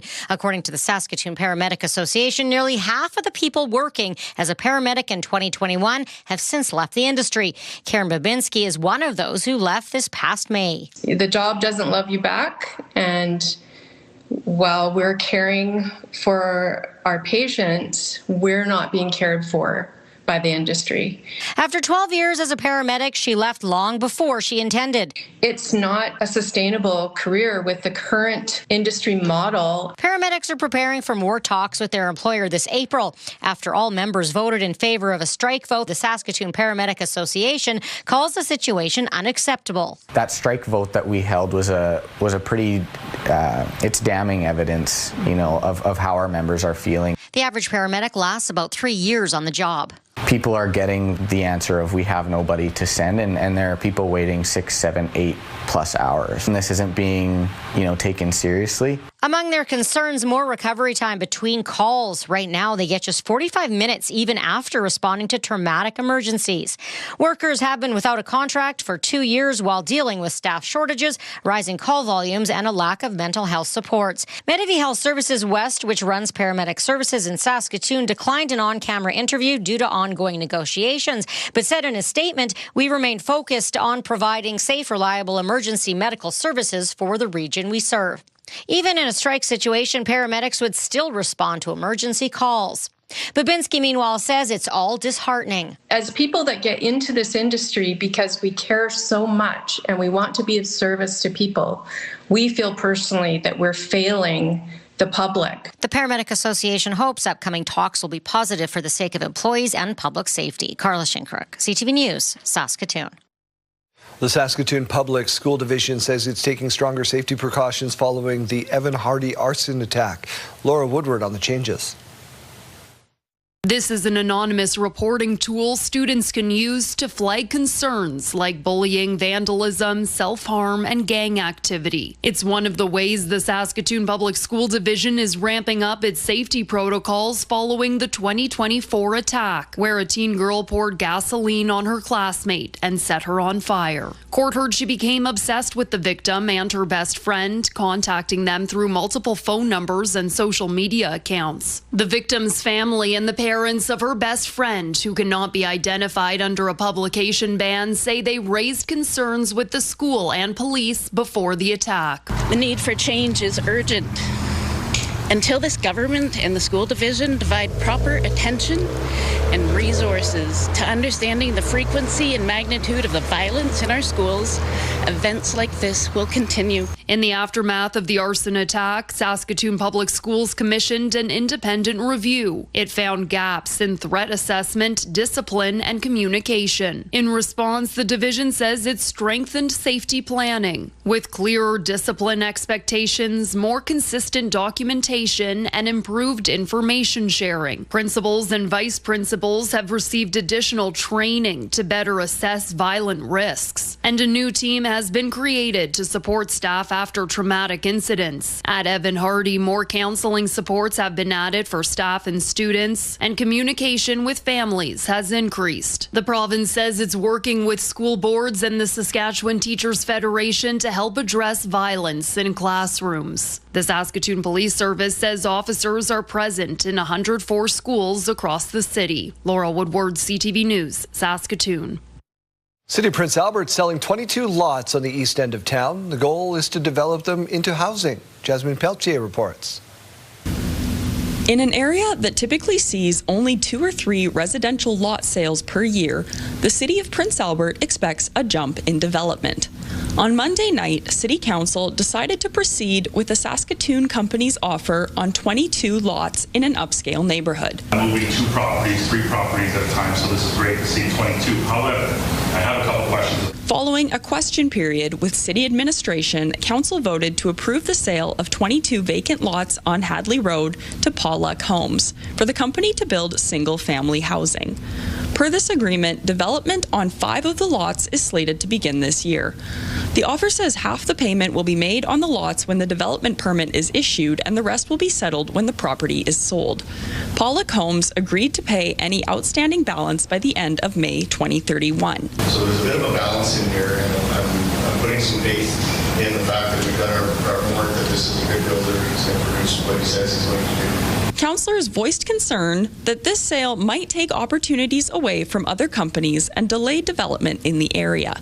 Administration says the city has the opportunity to take back the lots at any time if the agreement is not upheld. This is nothing but positive for our city. We're going to see some growth. I think the energy is arriving in our city, and when we see deals like this, people are starting to feel it. Administration says it reached out to other developers, and Paul Luck Homes was the only one that showed interest.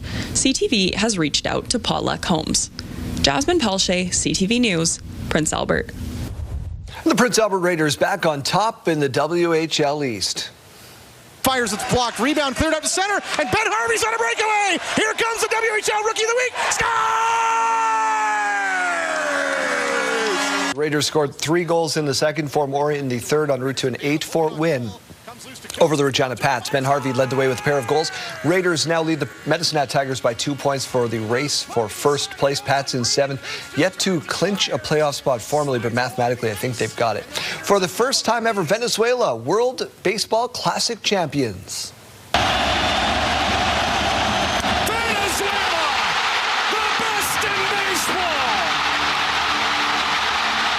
Venezuela beat the U.S. 3-2 in the final last night. This is the second straight loss in the final for the U.S. Pancake-fueled pandemonium in Regina yesterday. IHOP opening its first location. Take a look at this. Morning. Morning, everybody. Lineup stretched around the new IHOP Applebee's in East Regina. 9 a.m. it opened. The first person arriving 6 hours in advance. 3 in the morning they were there, lined up the chance to win free pancakes for a year. I know a couple of people that did get it, Kaylee, and we were not amongst that group. And that wasn't for lack of trying, because I was in that parking lot for 9 a.m. I left this show early. Underestimate. And security wasn't even letting me into the parking lot. Shout out to one of our operations staff, DJ. He was there at like 4 in the morning. He got free pancakes. Easton Blair, one of my friends, he was there 25th in line. I think he got there at 5. Yeah, I mean, hey, free pancakes. People will do a lot for free food. I could go for some pancakes right now. I could also. Let's finish this show up quick. Let's talk about the weather picture so we can go Get some pancakes. It's a pretty good start to the day in Regina. We have now officially entered those positive temps. So 2 degrees with some cloud cover, of course, to start the day, and winds coming in at 15 kilometers per hour. In Saskatoon, not quite into those positive temperatures yet. We're at -3, so that has actually gone down since the last time we took a look at this temperature. A few clouds right now and winds coming in at 9 kilometers per hour. We do have a chance of seeing some fog this afternoon in Saskatoon. Today's wind gusts, though, looking like it's going to be pretty good for central and northern Saskatchewan. We're just seeing the higher wind gusts in the southwest corner of the province later on this afternoon. Most of that red color is in Alberta and the United States, just a little bit of it creeping into Saskatchewan with the winds gusting up to about 50 kilometers per hour there. Let's turn our attention to the current temperatures across the province now. More of that pink color up north indicating those colder temperatures. -17 in Stony Rapids right now, -11 in South End, -3 in Prince Albert, so not so bad, -7 in Hudson Bay. Down in the south, more of those positive temps, 6 degrees right now in Swift Current, 4 degrees in East End and Assiniboia, 2 degrees for Weyburn, 3 degrees in Estevan, and 0 degrees through Yorkton. Later on this afternoon, we do have a few places that will be seeing just a little bit of rain. 6 degrees for the Battlefords, a wintry mix in Prince Albert, 1 degree this afternoon, 2 degrees for Yorkton this afternoon. Down south again, seeing more of that warmth, though, 15 degrees in Swift Current, 13 for Moose Jaw, 11 for Weyburn, and 9 degrees expected for Estevan. Regina today, 12 degrees with a mix of sun and clouds, 17 degrees tomorrow, so the melt is going to continue. Friday, we have a low chance of seeing a chance of showers there, but we also will be seeing more of that cloud cover on that day with that 14-degree temperature, dropping down on Saturday across the province with those temperatures, 0 degrees, more flurries on the way, and up to 3 degrees on Sunday. In Saskatoon, 3 degrees with that mix of sun and cloud this afternoon. Again, though, low chance of seeing just a few showers. 8 degrees tomorrow with more of that cloud cover. A wintry mix on the way for Friday, 4 degrees, dropping down to -2 on Saturday with more flurries, and 2 degrees on Sunday, mix of sun and cloud.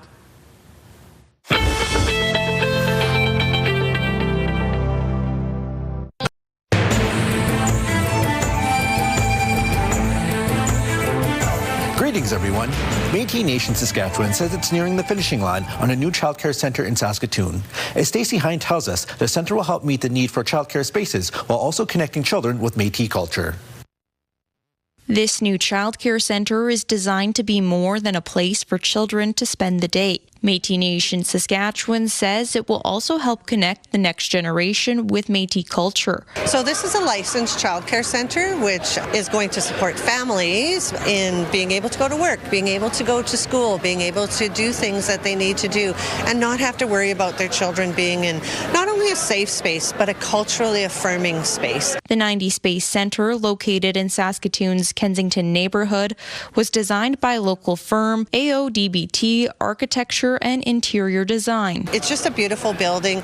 It's based on an old kind of like trapper's cabin design, so you'll see that incorporated into the architecture. Andrea Fist says the project has been 3 years in the making, and they're now nearing the finish line. Métis Nation President Glenn McCallum says securing funding and resources over the years has been a challenge, but one the organization has been working to overcome. It's been a struggle to be able to connect with the right governments, to be able to get the right funding, to be able to have a structured government like Métis Nation government, to be able to have the right resources, to have the right staff, and to be able to build. So that's what we've been doing. Fist says the new centre will help meet a need for childcare spaces in the community, but demand remains high. We could probably build 3, 4, 5 90-space child care centres and there would still be a need. That demand is already showing, with families asking when they can sign up. We have people reaching out saying, when are you opening? Can we get on the wait list? And so we're still working through that timeline a little bit, still a little bit of construction, last minute things going on. But the wait list, we're going to open up for a wait list very soon. The centre is expected to open in late spring. A similar Métis childcare centre is also under construction in Prince Albert, with plans underway for another in Regina. Stacey Hine, CTV News, Saskatoon. Indigenous Circle, brought to you in part by Saskatchewan Indigenous Enterprise Foundation, growing the First Nation entrepreneurial spirit. If you have a story you would like to see in this segment, here's how to reach us. You can contact me by email, and you can also watch past episodes and segments of Indigenous Circle on our CTV Regina and CTV Saskatoon websites. And the bag of cherry. It's just that simple down here at JB's Sausage. And yes, I am doing some shopping for myself while at work. It's allowed once in a while. I'm here with Brody Crozier in one of my favorite sections where I restock my pellets for the pellet grill. Smoking in general is very, very popular. Yeah, especially here. That's mostly what we sell in the summer. And it's that time of year also. People just making like lots of turkey and whatever else. Processing meat, sausage, jerky, all that sort of stuff. So yeah, we got everything you need. We got pellets, obviously, in tons of different varieties. We got wood chunks for your charcoal and your offset smokers. We got wood chips for your electric and propane smokers. And we got sawdust for electric smokers and whatever else you might need. We got literally everything. I absolutely love that. Obviously, we're standing in front of this pellet grill here, which is also something that if you haven't experienced, don't let me tell you what to experience, but might be a good idea. You guys have this. When it comes to picking flavors, is there rules, or is it just all about your own preference? There are no hard and set rules. There's no pellet police or smoke flavor police going to break down your door. So generally, hickory is a very popular one, but it's a very strong flavor, so that's why people like it. Anything fruity like the apple, cherry, maple, that's for pork, chicken, fish, that sort of thing, generally. If you smoke beef with any of those things, it's going to be fine, I promise. But what else? Oak we got, and that's just a nice all-rounder. You can smoke anything with that. It's going to be delicious. It's one of my favorite smells in the world, the burning oak. And then we have blends, if you don't want to have to think about it. It'll just be no-fail amazing. Yeah, exactly. And you could take your blend and you can add a little extra cherry or a little extra oak. Depends on how much storage space you got, but these bags, they take up a little space. Yeah, 40 pounds. That'll keep you going for probably around 40 hours-ish. So, yeah, it's generally about a pound an hour if you're doing low temperature smoking. So, yeah, that'll keep you busy. Incredible. And obviously, you guys have so much expertise, as you mentioned, the sawdust, the wood bits, and the chunks. I mean, that's a very specific charcoal cooking as well. Yeah. Just because they smolder for so long, if you're throwing chips onto charcoal, you'll be going out there every 10 minutes. There you go. Yeah, you want to check on it, but maybe not that often. It's tremendous. Come on down to JB's Sausage, of course, locations in Saskatoon and Regina, and find them online, jbsausage.ca. All right, let's check in with Janelle Lipai at the Moose Jaw Humane Society, this time to meet one furry friend looking for their forever home. Good morning. We are back with Jenna and Dana, and we're meeting a very sweet furry friend here. Who do we have with us? This is Mr. O'Hare. He is a 1-year-old American long-eared Flemish rabbit, I think is what he's called. He's super sweet. He's very calm. His family obviously held him a lot before he came. His mom is dealing with a terminal illness, and she is in the hospital more often than she's not, and so they just couldn't care for him anymore, so they surrendered him to us. Oh, well, he is very, very sweet and incredibly friendly. Camera operator Ashley and I have been playing with him here, and he's adorable. What type of family would be best for him? Like I said, he's used to being around kids from probably the age of 8 and up. He is very calm for a bunny. He's pretty social. When you go into his little room, we've got him set up because he is so big. It's important that he can stretch his legs, and he comes right up to whoever comes in to meet him. I think he'd be an easy fit with any family. Absolutely, he would be. I would have to agree from what I've seen here so far. If somebody's looking to adopt him, how can they go about doing that? If you go to our website at mjhs.ca, click the Adopt tab, then Adoptable Animals, you're going to see all of the animals looking for their forever homes. If you're only interested in the rabbits, there's a toggle for that. So if you just want cats, whatever you want to look, that's all that will show up in your feed. All right. And maybe if you're not in the position quite yet to adopt, but you're still looking to help out the Moose Jaw Humane Society, there is the campaign, some fundraising going on. Jenna, where can people go to find out more information about that? Yeah, for sure. So they can go to any of our social pages. There's lots of information on there, our Facebook and Instagram, and they can always send us a message on there. We're always monitoring that. Also check out our website, and then you can also send me me an email, builditwithus@mjsh.ca. Awesome. Well, thank you both so much for having us out this morning. Once again, you can head to that website popping up on your screen for a little bit more information.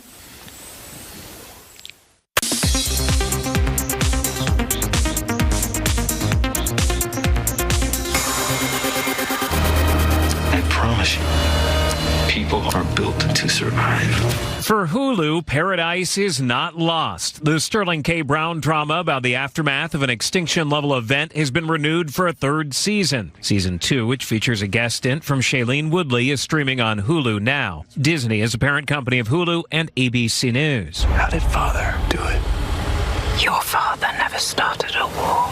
We're getting more spice. A new trailer for Dune Part 3 shows star Timothée Chalamet fighting a never-ending war while also expecting a child. The third installment of Dune, which also features new cast member Robert Pattinson, is in theaters December 18th. Paul McCartney's new Concerts of the Year will be on a small scale. Sir Paul has announced 2 shows on March 27th and 28th at LA's Fonda Theater, which holds only 1,200 people. Fans can register through Wednesday for a chance to buy tickets.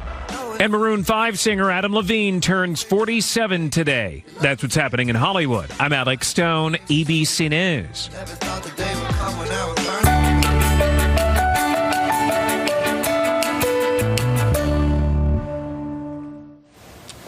There is some good news this morning about getting a second chance at life, even when it's not easy.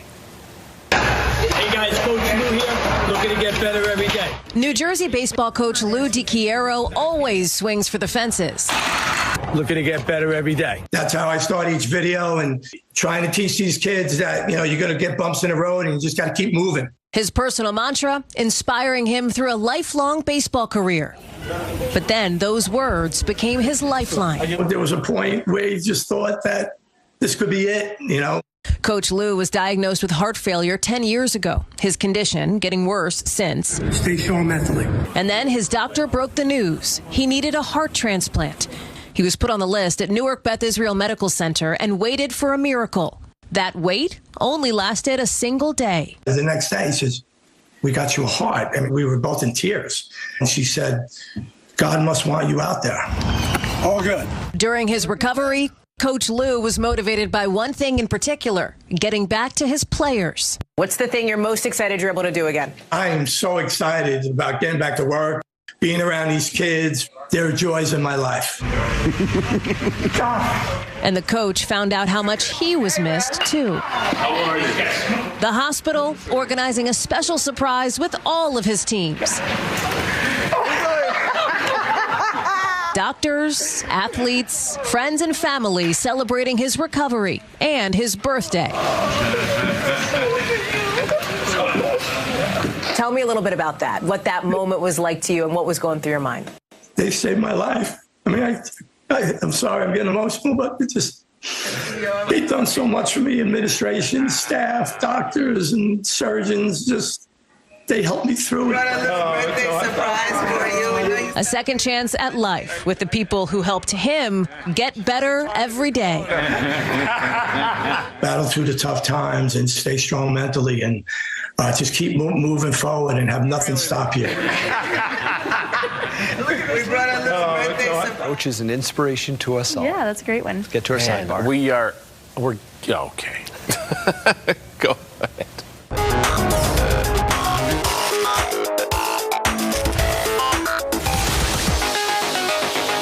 There's a delay between Saskatoon and Regina studios for you at home. Yeah. We don't hate Jeremy Dodge. No, What were you going to say, Jeremy? I was going to say we're getting set for Green Shirt Day, which is, of course, raising awareness about organ donation and the importance of it. So I just wanted to remind people of that. Coming up very, very soon. Okay, let's get to Budapest, which is celebrating the 100-year anniversary of a unique sort of tram. Take a look. These freight trains are known as Mookies. They don't carry passengers. They're mainly put to use these days for maintenance runs or used as snowplows. They run off electricity from overhead wires and travel along Budapest's expansive tram network.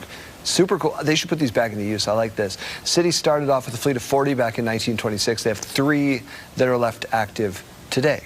Yeah, I agree with you, Daryl. I would love to see something like this being brought back. There were trams down on Albert Street years back. Yeah, a long time ago. Yeah, I see the pictures Streetcars. in the Nostalgic Regina Facebook group. You can still see the tracks in some places, yeah. Yeah, and especially with gas prices as they are right now, bring them back. Honestly, I might buy a scooter and come to work 30K an hour. No, helmet on. Should we start a scooter brigade? I think we should Electric either scooter get brigade? scooters or bikes and just scooter or bike to work. We're not that far. Something with a sidecar? I could ride in a sidecar while you pedal. Yeah. Nice. Oh, Wait, that a would be so tandem good, bike? you With guys. doggles. Wait, yeah, no, you and I tandem biking to work at 4 a.m. I want a tandem bike so desperately. That would Okay, be we'll so look on fun. Facebook Marketplace. If you have a tandem bike, how can we buy it off you? Put us in your tandem bike today.